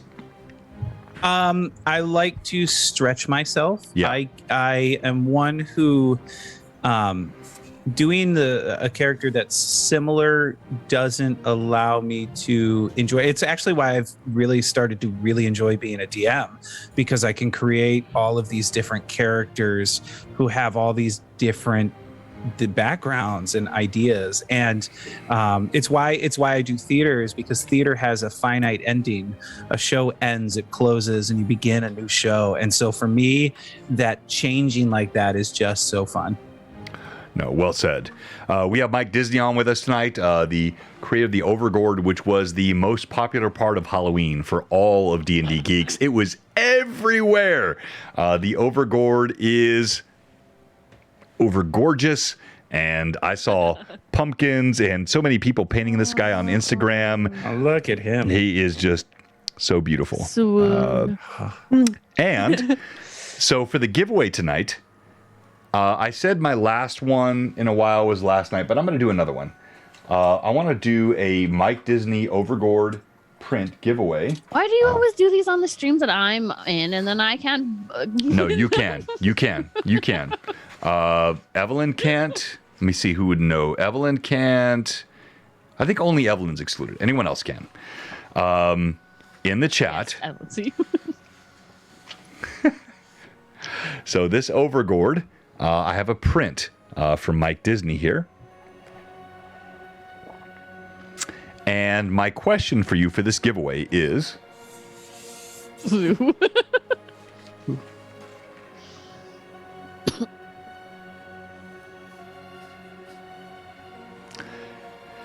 What happens? No, smile's not the answer. 42 is not the answer. I love it. What happens when you sever a limb from the Overgord? You make pumpkin pie. Does it regrow? Does it regrow? In the chat. First in the chat. Type it in the chat. Got to be in the chat. So it's not pumpkin A new pie. Overgord grows. It ends with a TPK.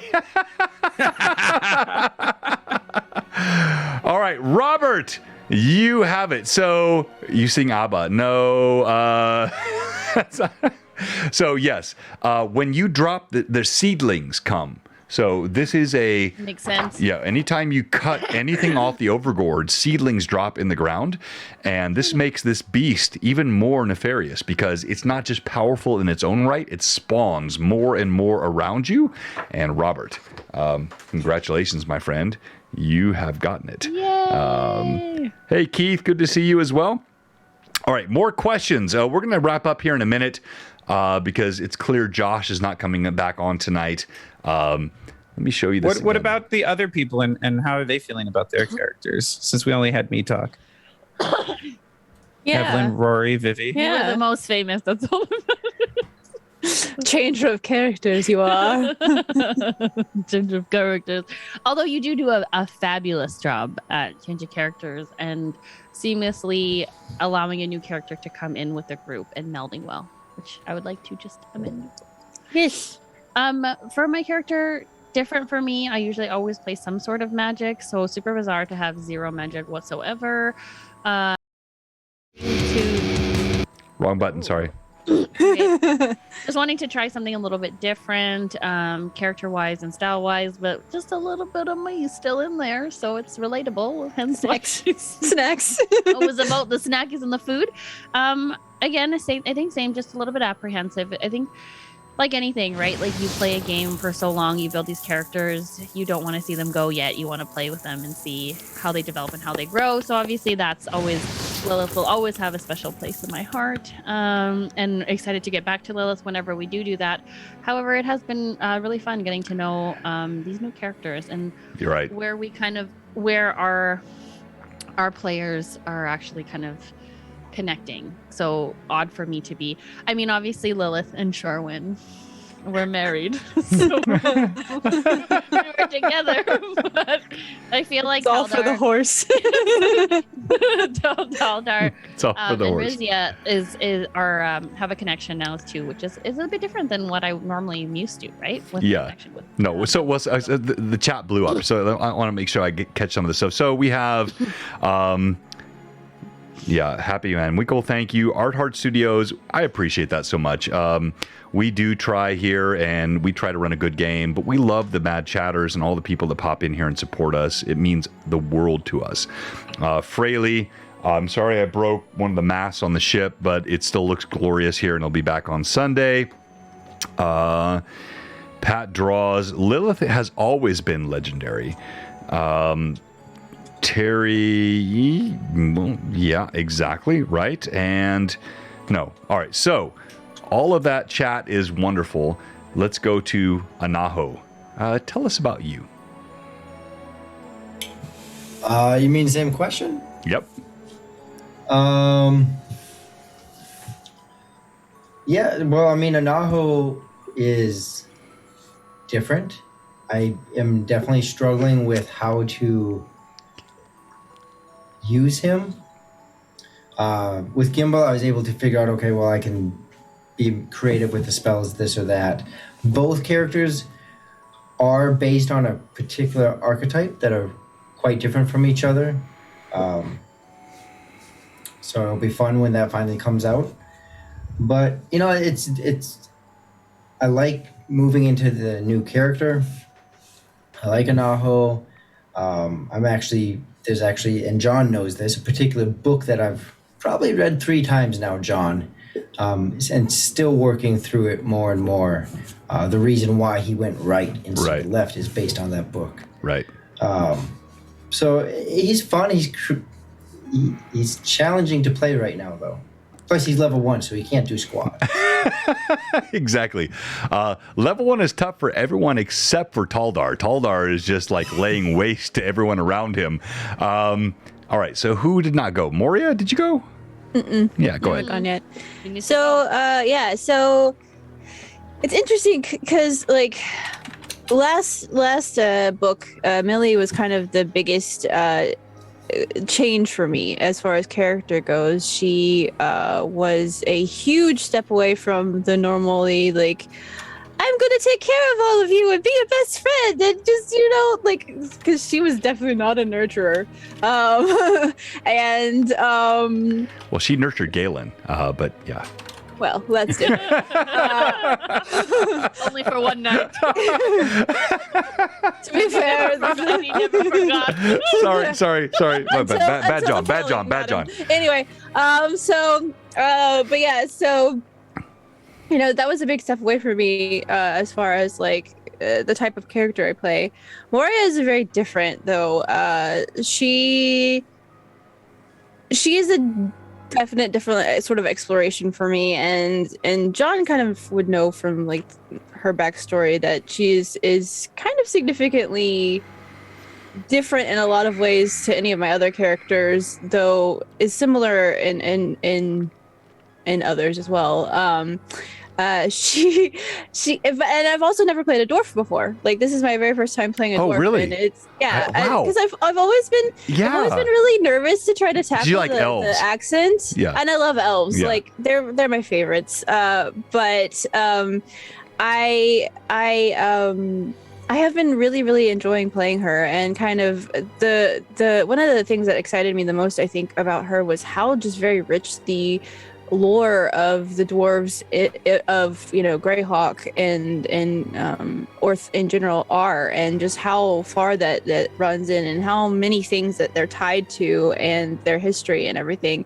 So that was one of the things that excited me the most about it, was just like getting to explore something that was brand new to me, that I wasn't as familiar with, to their culture and all of the things that kind of make them who they are. And it's really interesting being in a party where it seems, at least, that the alignments of the other characters are quite a bit away from where she is. It feels like it, at least A right little now, bit just varied, perhaps, yes. but like from her perception, like it's very different to not have that immediate like, I'm going to talk to you and I'm going to talk to you. Everybody's kind of very standoffish at this point, so it'll be interesting to see how which I love, connections come together. That's so fun. And so anyone else from all the players want to talk about any other questions you've seen in the chat or this topic? Because I've got a kind of a wrap-up question I want to have here, but I want to make sure you have time to respond. Poor Josh. I think, yeah, I see that. Yeah, I he's think got a spectrum outage in his area. the relationships in this group is just so very different than the previous group. I think it's interesting to see how they kind of continue to develop. We've gone through how many sessions now, and I don't think anybody trusts anybody yet, other than maybe the barbarians a little bit. Yeah, Rizia and yeah, they're connecting for sure, but I think everyone else is still enough to not take their drink. I mean, well said, Anaho. Very true. How do we have like 70 people watching us just chat about this? I just because it's awesome. I cannot Because say of my thank you beard. enough. All of you viewers, all of you mad chatters. I have a closing question, I think, which will probably wrap. Oh, hey, Ranger Hunter, good to see you as well. Popping in. Continue, please, Terry. No. I just think it's really interesting. I'm curious to see how this group eventually coalesces, and what will be that, because usually there's some sort of incident that assists with that coalescing. So I'll be interested to see what that incident is and how it affects the group as a whole. You don't think it was and I think like mutual we're poisoning? I mean, I didn't say we're already poisoned, so it's this or death. Go ahead, Evelyn. I would say one of the big things is like, as a group, at least in general, we kind of knew who we were from the get-go with the other party. Like, we were the Wayward Bolt from basically the first session. We got the name from our session 0, so it was a very different thing. I feel like for that group, they found a common point of, we're here to either make money or just find something to do. Right. And that was kind of the kind of connecting point for all of them. Well, so sorry, go ahead. And right now we're just trying to figure out what that point is. Like, what is that thing that says we should stay together? No. So well said. And I think that's a fundamental difference between book 1 and book 2. So book 1, Hamlet, Verbabonk, coming out of that city, or that town in Hamlet, it was very easy to see how the party would bond. Now, Relastra, this is a wicked city. Lawful evil governance. Chaos all around in the Barbarian Quarter. All different agendas. So this is a much more complex narrative that we have between the players, and I think you will get there. But I'm so glad you said what you said, Evelyn, because your assignment between now and next Tuesday is to agree on a party name. So we had the Wayward Bolt with party. No. Wait. I knew you would do that. Guess what? We pushed you on that with session 0 last time. You're 4 now, going into 5 sessions. I purposefully waited. I want you to come up with a party name. Even if you exclude people from the party, even if you kick people out, even if it's just the poison veins or something, but you got to start thinking about misfits. Mistrusting misfits, exactly. Come up with got something. It, John. All right, go ahead, Terry. It's the barbarians and the others. Sounds like Tim's game. Oh, Dan. The Holy Melons. Oh, I like that, Mike. The Holy Melons. Oh, that is so good. Oh, wait, Finley. The Flimsy Fellowship. Well said, Robert. Flimsy Fellow Community. Yes, we all love that show. That's a great show. He's back. Community. What is he? Josh just got his internet back. All right. Well, now that as a DM, I'm completely off kilter. You can't even count this one as a. You it's can't a even Josh. count this one as a stream. I know. Hi, Josh. Welcome back. Hey, Josh, welcome back. The Canadian and her followers. Followers, I like that one too. All right, so here's what we're going to go ahead and welcome back Josh. He's in this weird state called California, which is apparently disconnected from the internet. Disconnected from everything. It just has Tesla. Well, no, actually, they're losing Tesla because Elon's moving that to Texas. They have Google and Facebook. Oh, I'm sorry, Meta. I don't know what's going on there in California, but apparently internet is not a thing. No, Where there's Silicon Valley, it's no internet. I'm living in Tennessee. Rory is in Rosen, Minnesota. Exactly. Minnesota. And also Evelyn's in Tennessee. Terry's up in Michigan, and then Vivi is in Canada. Canada, of all places. And I like how you, we Josh, state- can't keep internet. I don't get a province. You don't get a province. It's just Canada.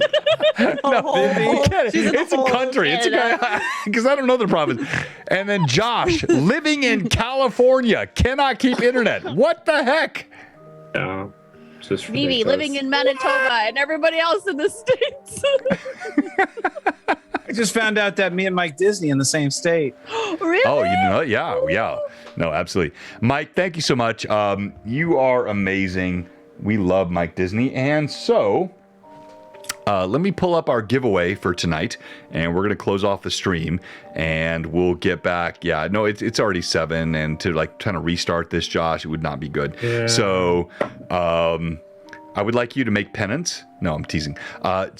Evelyn, if you would ask him the question that all the other players got asked by the chat, and I'll be right back. So they asked us how we were feeling about our new characters so far.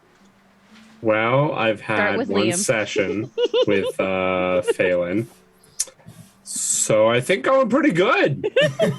I think he's killing it at this point. Like not as much as Liam was killing it, but yeah. Are you enjoying him? Are you liking the Well, I haven't had a lot of Yeah, but the idea of him, I guess, because you haven't had a lot of playtime. The idea the of him. theoretical philosophy of Phelan. I am enjoying. I actually like him a lot more than I like Liam. Oh, that makes me sad. I like Liam too. I'm really excited because he has a high charisma and high intelligence, but I've never played that type of character. Can I ask you a question, Josh? Yes, ma'am. How difficult was it to create Phelan after spending time with Liam and creating Liam and then having to abruptly make a new character? It was hard, but I'm actually kind of thankful because I don't know, going into the game, I just felt really weird about Liam. Like, I loved Liam, but there was just some sort of disconnect there. And so right as he died, I was like, wow, that really sucks. But I wasn't the disconnect was between his aorta and his heart, right there in the center. I wasn't so sad about him dying. I was sad about everything he was leaving behind. All the people, all the friends, all the family, his dog. And so making Phelan as almost one of the last reminders, not including Lucky, and one of the few people that really knew Liam. Pat Draws said Liam was annoying for almost 12 minutes.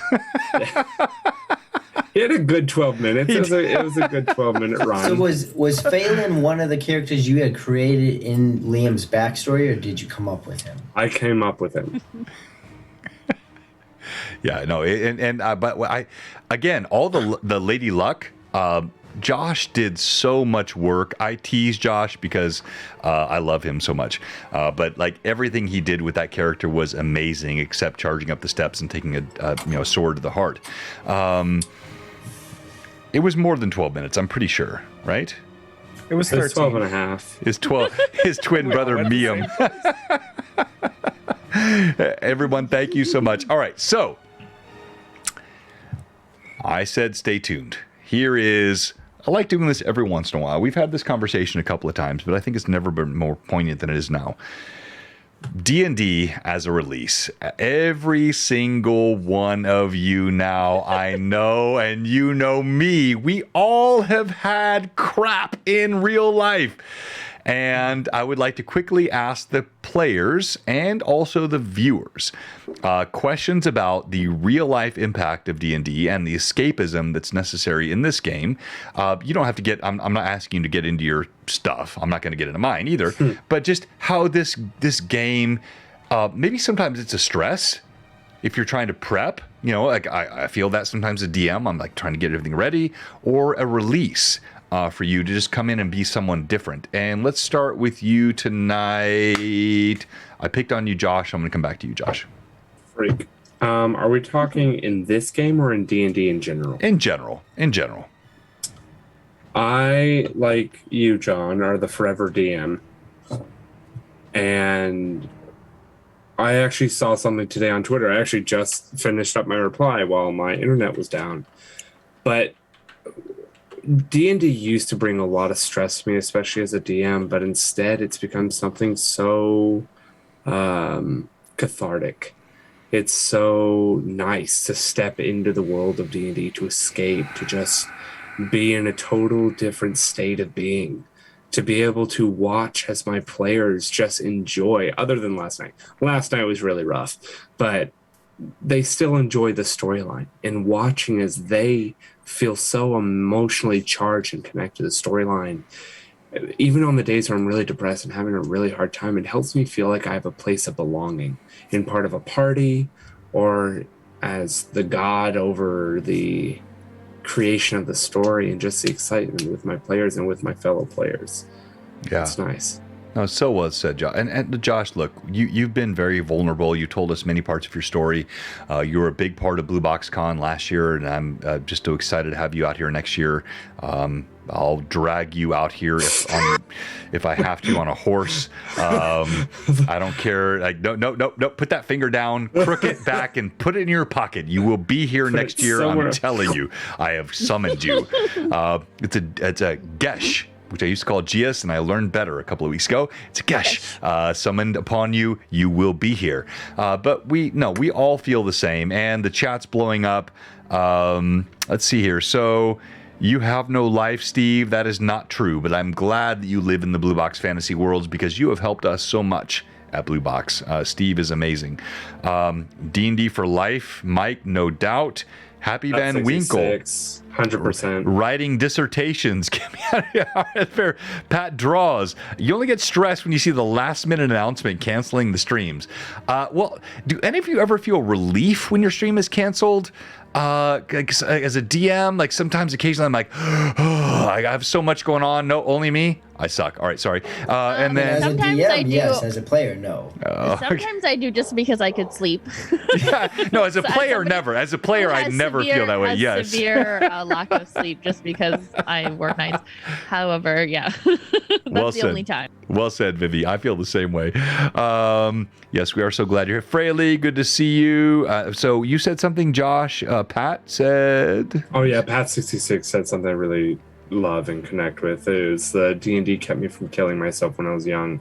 The connection with Yes. other gamers pulled me out of a very dark place I was at when I was a teenager. Amen to that, Pat66. Me too. No. You know what? I think I've had several people say that, and I don't like to overplay it because it seems self-aggrandizing. But I've had several people say, like, the community and D&D and gaming and Blue Box, and they gave up gaming and they would not be still playing the game if they had not found Blue Box, and it kind of resurrected their interest in the game. And it's all of you and all of us. It's not me, it's the community, it's all of us. We have brought a lot of joy to a lot of people, and I think that's the main thing I wanted to sort of take the resurrecting scraps from the heap with Josh's internet failure, and it was good talk.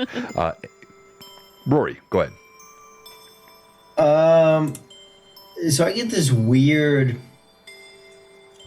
angst when I hear escapism. I get it, I hear it, and I understand it. But for me, it's the opposite, right? So it's not about me getting out of any kind of stress or any kind of situation, but I will isolate my whole life if you give me the chance. So D&D became an intentional effort to get around people. And when I started DMing, it was an intentional effort to learn how to host, because I don't like hosting. So where, a lot of people use it for, kind of that relaxing escapism, I actually used it to force myself back into the world. Oh, I like that. Yeah. And then at the same time, the creative aspect, we saw it all the time with Anaho, and then, when I'm DMing or anything like that. So it allows me to fulfill the part of me that wants to be really creative. And because I use it like this, it forces me to enter back into life instead of just isolating. I like that. Well said. Thank you, Rory. And the chat, yes, exactly. I need my streams too, Mike. Other players. Okay, so D&D is, how do we even put this? So a lot of the times, oftentimes, obviously I'm always excited to play D&D, always. There are times, a lot of times where I'm like, you know what, I'm not in the mood to play, or I'm like, oh, I already agreed to play. But then never have I ever went as reluctant as I was to play that day. If I wasn't having a good day or whatever, I would play, and never did I ever finish the game being like, I'm like, oh God, I can't believe I had to play that. Like I was always in a good mood after I finished playing, Right. even though as reluctant as I was in the beginning. Same. Like there are days too on the stream where I'm like, oh, I'm really tired. Like I don't really want to stream today. But then once we get going and we're laughing, Same.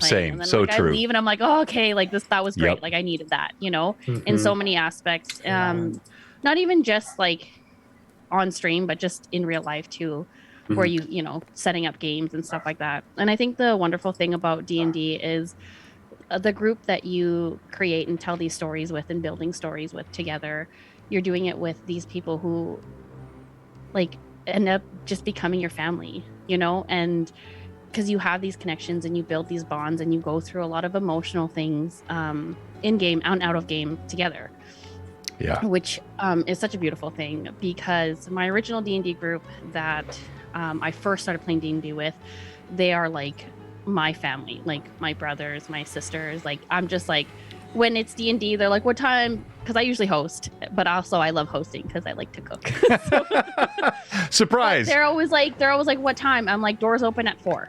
So like some of my friends come right at 4 and just hang out until we have D&D, and there's no end game like Like there's honestly times where we start at 4 and we end at 2 a.m., 2:30 in the morning. Like I love it's it. just these insane games, and it's never like we're never just. What else are you gonna back do out in time. Canada though? I mean, like really? I mean, it's just like Yeah. there's In the no- wintertime, and that's why You fight them. in Canada in the wintertime, it's prime D&D time, and then in the summer, like that's when everything kind of falls apart because everybody actually Right. wants to go outside. Right, and do right. stuff, whatever. But I do like how Roy was saying about just like not.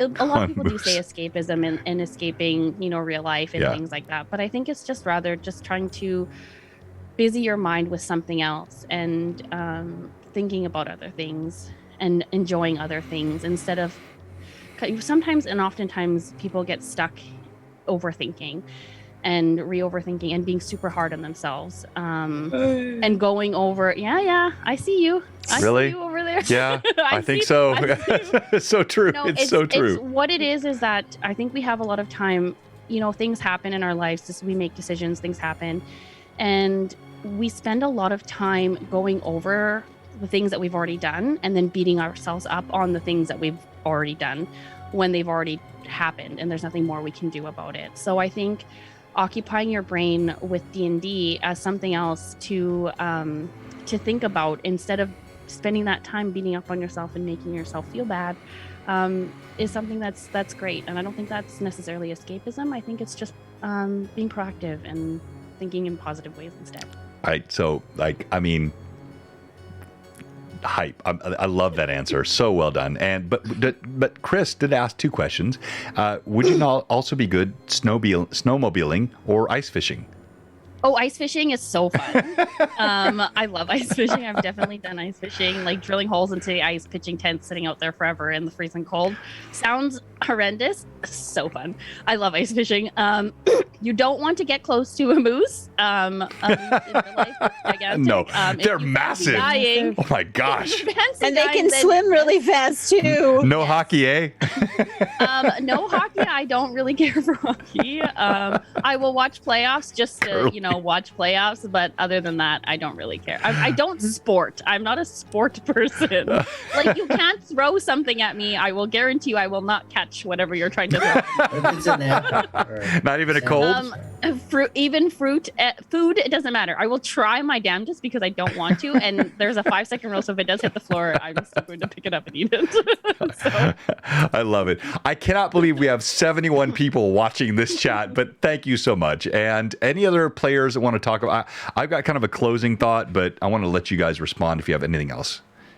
Well, I would say one of the big things with D&D that, is something that, we've talked about various things that it gives us, that opportunity to tell stories and, adventure and do things that are kind of outside the norm of who we are. I believe I've mentioned this in past, but one of the biggest things is like you get to play around with people that you aren't. You get to step into shoes that aren't the shoes that you wear every day, and you get to live and experience perspectives and stories of people that that are different from us, and the way they solve problems and the way they think outside of the way we normally would think. You have to look at this approach differently, and I think that's one of the best things about D&D is it teaches us to be critical thinkers and to explore perspectives that are different than our own, and to look at our own biases and to look at like the things that and consider really the things that make us tick and how that affects a lot of the choices we make too. Because yes, these characters are different than who we are, but also, our experiences influence a lot of the choices that we make no matter what.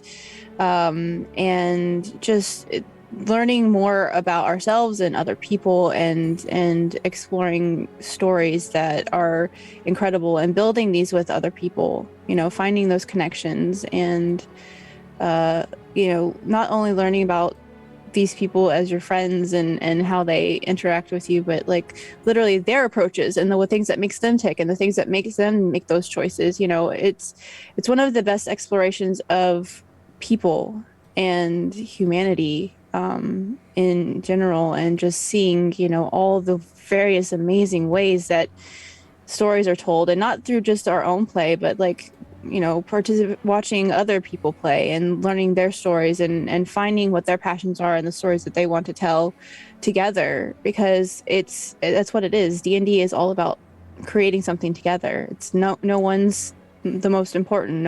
It's no one person's story. It's everyone's, and we're creating this great, amazing, breathing, living world. And, you know, it might all be in our imaginations, but it, you know, for a little while, every week it feels real, and it feels like it's something that's part of us.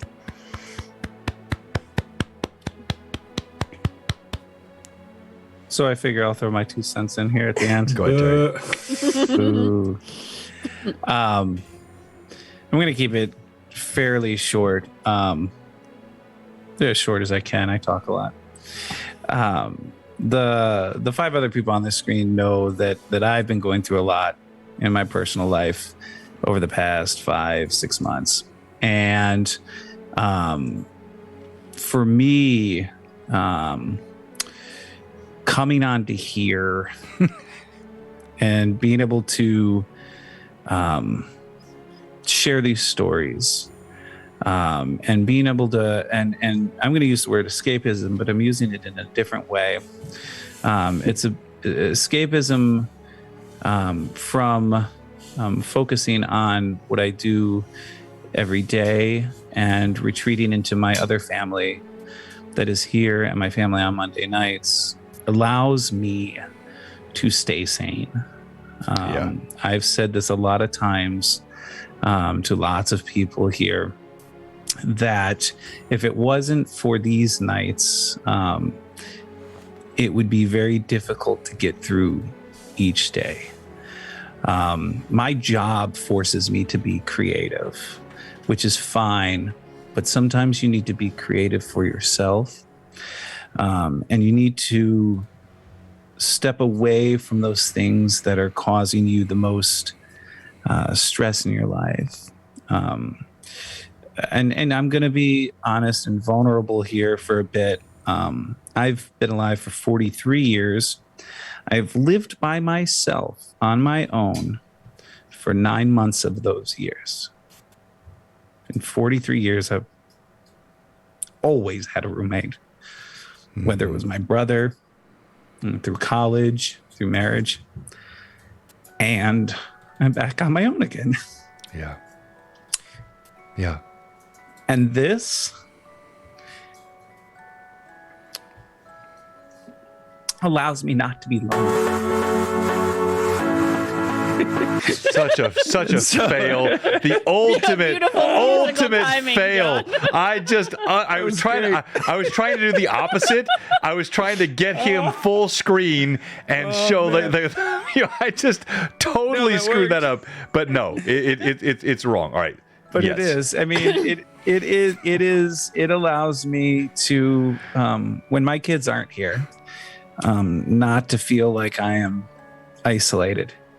And I appreciate that way more than a lot of people probably realize. I'm not good by myself. I haven't been good by myself for a long time.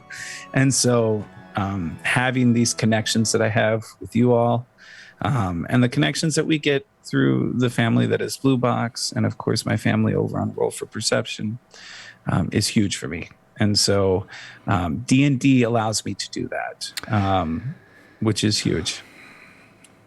No, look. I'm sorry for the ultimate fail. That was like that was the wonkiest, lamest thing I've ever done on my stream. I can't believe that happened. I was trying to highlight you, and I forgot I had Rory's commercial up. Needed that comedic break. Exactly.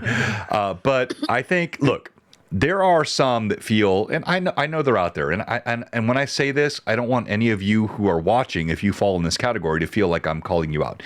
But I know there are some who watch Blue Box and feel like there is too much emotion or too much of the sort of Gen Z, 5e stuff that I think D&D has always been about a combination of role play, combat, characters, leveling up. It's the entire thing. And when I go back to my childhood, I didn't have the burdens I have today. The burdens Terry's talked about, the burdens all of us have talked about. We're all now at a different stage of life, and we all have these burdens. But I had my own burdens. I heard someone once say, when you're 6 years old and you can't tie your own shoes, that's a big deal to you, right? So we all have these different stages of life where our burdens are big to us. And D&D, even when I was 9, 10 years old, it was exciting, and the books and the enjoyment and the friends, but I had things I was struggling with at home and with friends, and that became an outlet. So escapism to me is in the best possible way, and I cannot have said it any better than the player said it tonight. So when you watch Blue Box, fans, please know we love the game, we love the combat, we love the rules, we love the tactics. I've got so much fun planned for our GHA streams. It's just these are the best players, but also know this means something more than just fun and games. It is a way for us to express, to be creative, and to share with you as a community. And when we have people that join in with us, and big hugs, thank you, Vamp Wickman, and like all the chats, and like honestly, the gifts and the subs. I'm not going to say they do help. They really do help because we put so much money into it. But I'll tell you, more than the money, what it means to me is the support. Like when I see it, it warms my heart to have people that are really trying to help us and support us. And I think that is part of this entire community. And I am just so grateful tonight. So, I just add something to that, Go John, ahead. quickly. Oh no, okay, I'm not allowed to. Just kidding. When you play D&D in your home, I think it's just you're opening yourself up to be vulnerable to the people that you're playing with, because you're using different voices, you're acting as different characters, things like that. So it is a sense of vulnerability, because you're having to be more outgoing and to try and to attempt to do all these different things, right? To do those on stream, again, another huge feat, because Right. not only are you doing it in the privacy of your home, you're doing it live for people to watch. And that was kind of a journey for you here on Blue Box, right? Because 100%. you were like initially you were so quiet the first couple streams. Oh yeah, I was just like, I'm not saying anything. But you know what I think with the Mad Chatters and like the community of Blue Box, like you guys make it seem like we're being very vulnerable, and you're allowing us to be vulnerable, and you're not judging us, or and we are. There's moments, there's moments where we're the most vulnerable, and we're crying and we're upset, and you guys are right there with us, and supporting us in so many more ways. So thank you to the Mad Chatters and the Blue Box community for being open to all of us and allowing all of us into your homes every Tuesday, whether we're being silly and acting like children and laughing or crying or whatever it is. Thank you guys for always being a part of this community. And yeah, it's great. Yeah. Great place to be. No, well said, well said. And it is funny because we do have people that they only want to see the tactical stuff and the miniature role play game and the sort of the which I love. And then we have people that only want to see the emotion and the sort of vulnerability. And to me, D&D is all of it. And just embrace all of it and don't judge either side. 5e players don't judge 1e players. 1e players don't judge 5e players. 3.5 Pathfinder, whatever you play, your style. You get the. I love how he omitted fourth. I'm sorry. What? What'd you say? I'm sorry, what? I'm sorry. What? His audio cut out for a second there. No judgment here. Yeah. And hey, look, minis, terrain and mini players, 3D printers, like Mike, the DM Dingbat, he's got Pale Lord prints. I have one here. Oh my gosh, I haven't shown you guys this on Tuesday. This is the printed version of the Pale Lord, not yet painted. Nice. It is wicked. It also will exist in Tailspire, which kind of leads to where I'm going. Oh, look at that. Look at that. That's unpainted. Look at the detail in this guy. That Pale Lord will be torturing you very soon. So 5e players don't hate 1es. 1es don't hate 5es. VTTs don't hate mini and tabletop folks. More emotive players that role play, don't hate the ones that are more tactical, and tactical don't hate. It's all part of this community, and D&D is D&D, and I'm just so glad and blessed to have this community. So as we conclude tonight, we're going to do this giveaway. And I'll let any of you say something before I close off. I don't want to make sure I cut you off. But this Cavern Dweller from our Kings of War Mantic Games sponsor. It's a really cool mini here. This will be our giveaway tonight. And we'll do a quick roll-off from all the players. Before I do that, only hate Canadians. No, Pat. No. They're easy to hate. Yeah. They continuously apologize to you. It's terrible. About everything. About the keyword already entered. No, it's not. I'm going to do it right now. And you're mocking me, Josh? I Pox just on your. figured it's about the time that you enter, John. His internet will kick out again. He wants to enter, and he's like, "Come on, John, hustle up, buddy." All right. Here we You go. have to be here to win it. So Yes, you do. And I cannot say Bye, Mantic Josh. because I know that was so. I'm going to do. All right, so it's going to be exclamation point. Dang it. And I've got it here. I like this one. This is a Cavern Dweller. So in the chat, type exclamation point cavern. Oh, Steve. And I'll paste it in there for you. This is what you need to type, exclamation point cavern. And we won't do stream MVP because clearly Josh We all is the did stream amazing. least valuable player Nope, tonight, we made having it. lost his internet in the middle of our stream and killing it. Great. But we will just let each of these players roll off for you. And so let's start with you, Josh. And you are going to be rolling for, and keep typing because when I say him, we still have 4 more to go. You can all participate. So Josh will be rolling for Terry. Oh, Machik ED. Very nice. Case Why, sensitive or thank no? you. Here comes that if you nat could just one. give Now you that can do to- it. Can you give it to Evelyn though? Because I know she'll roll a 20. Nope. Sorry. Doesn't work that way. I don't always win. Just wait, I'll go to roll and it'll cut. But when I do, I prefer my D20s. All right. Evelyn, you are rolling for, who's the lucky one? William. Let's go, William, Lord Forth. You are in the giveaway for this Kings of War. Yes, you, Lord Forth. Thank you so much. All the Yes, Mad he does. Chatters, Caesar, You can say that Alexander, in Old School, God, all of you guys. Thank you so much for joining. Donald, Storm Power, I haven't seen you in a minute. All of you, golly, I know this was not the night we wanted to have tonight, but I appreciate you being in here. And all right, so next, Terry, you will be rolling for. Give me somebody good. Oh my gosh, what's going on tonight? This is a random amazing. bot, I promise. I've got nothing to do. That is chef's kiss. Wait. Oh, no, okay. Perfect. So I'm gonna I'll scratch your back if you scratch No, mine. no, Yeah, I'm gonna Josh, show. if we Hang on, tie, I got we it. cut it in half. So let's show. Yeah, So get the head. you see this how this works, right? So everybody in the giveaway is here on the left-hand Yeah, column. So Freya, I've got to make sure this is seen as honest here. What the Rory, heck? you will be rolling for. Ready? Here we go. Please say Give you a minute. Steve. Exclamation point cavern. I didn't enter, so. I didn't enter either. That's fine. All right. So exclamation I need point. Here we go. more All right. things to So paint. Rory, you have. Pat 66. Let's go. He's in the Pat giveaway. 66 said sus. Name all 70 Mad Chatters. I like that. Bad draws. All right, and then Vivi, Oh, Blood Wild.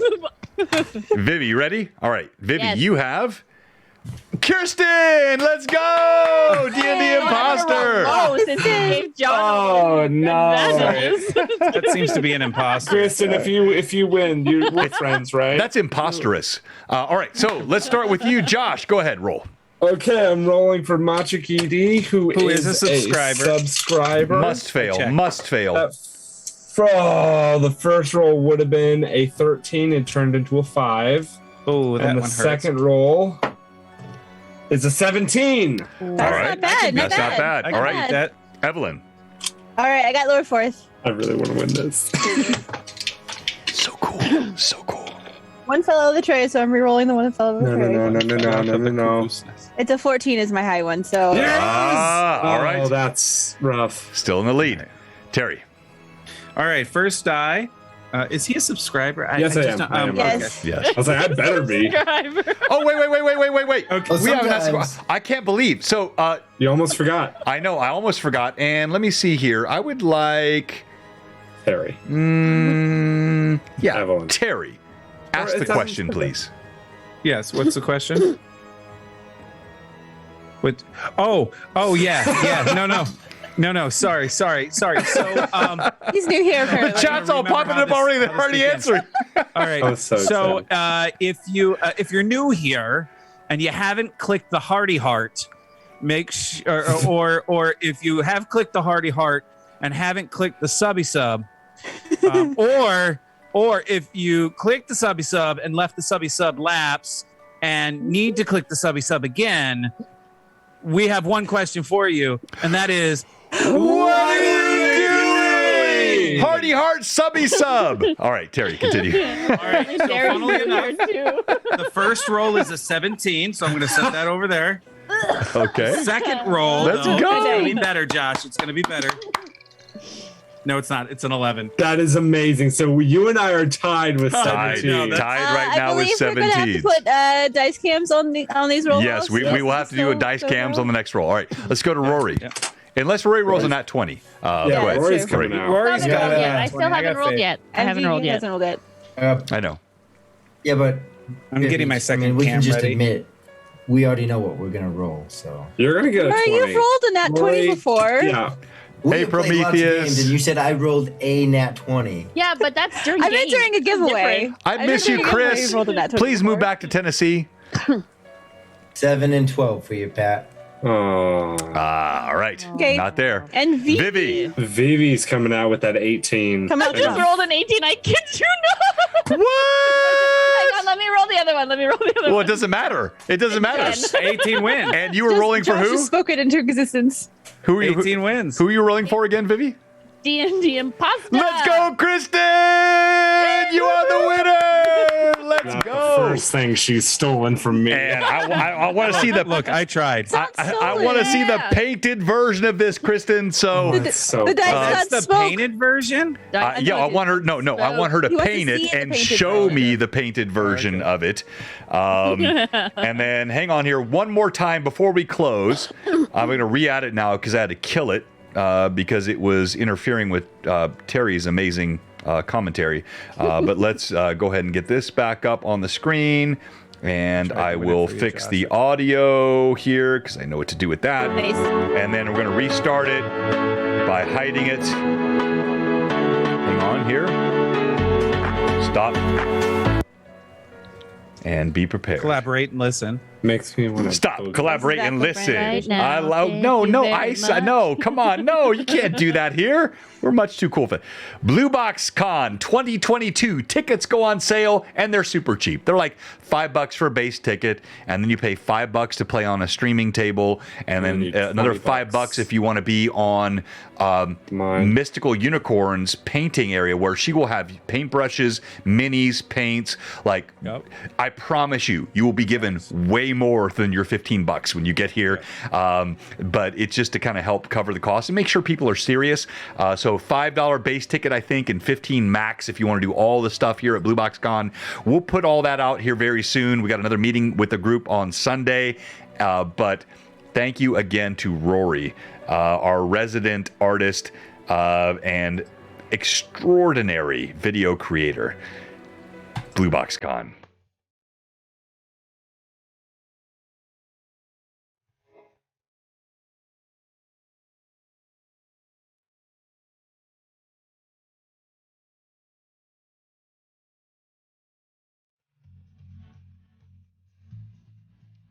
Cannot wait! It's gonna be so fun!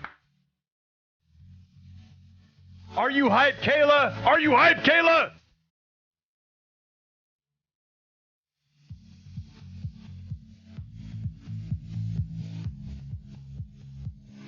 No, Manda is amazing.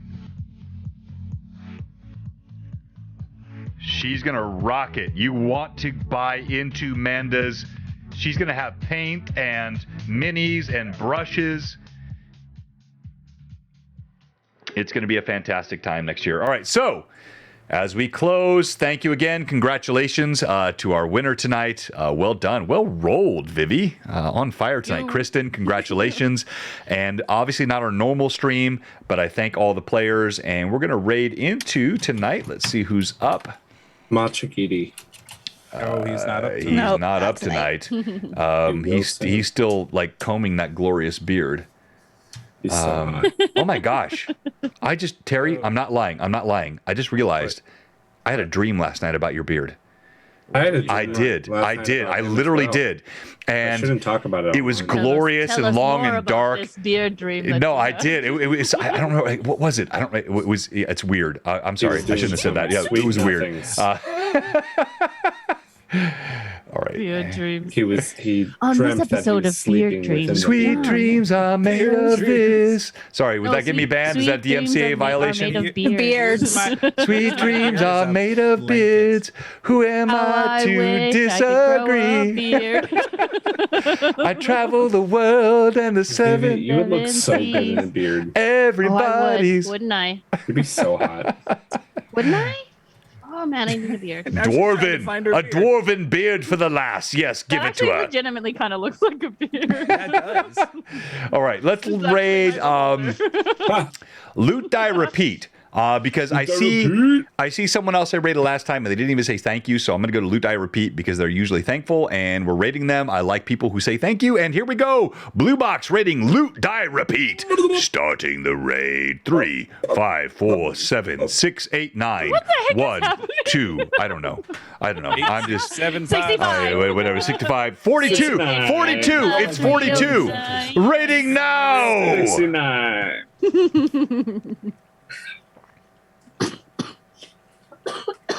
Did it raid? It did, I think.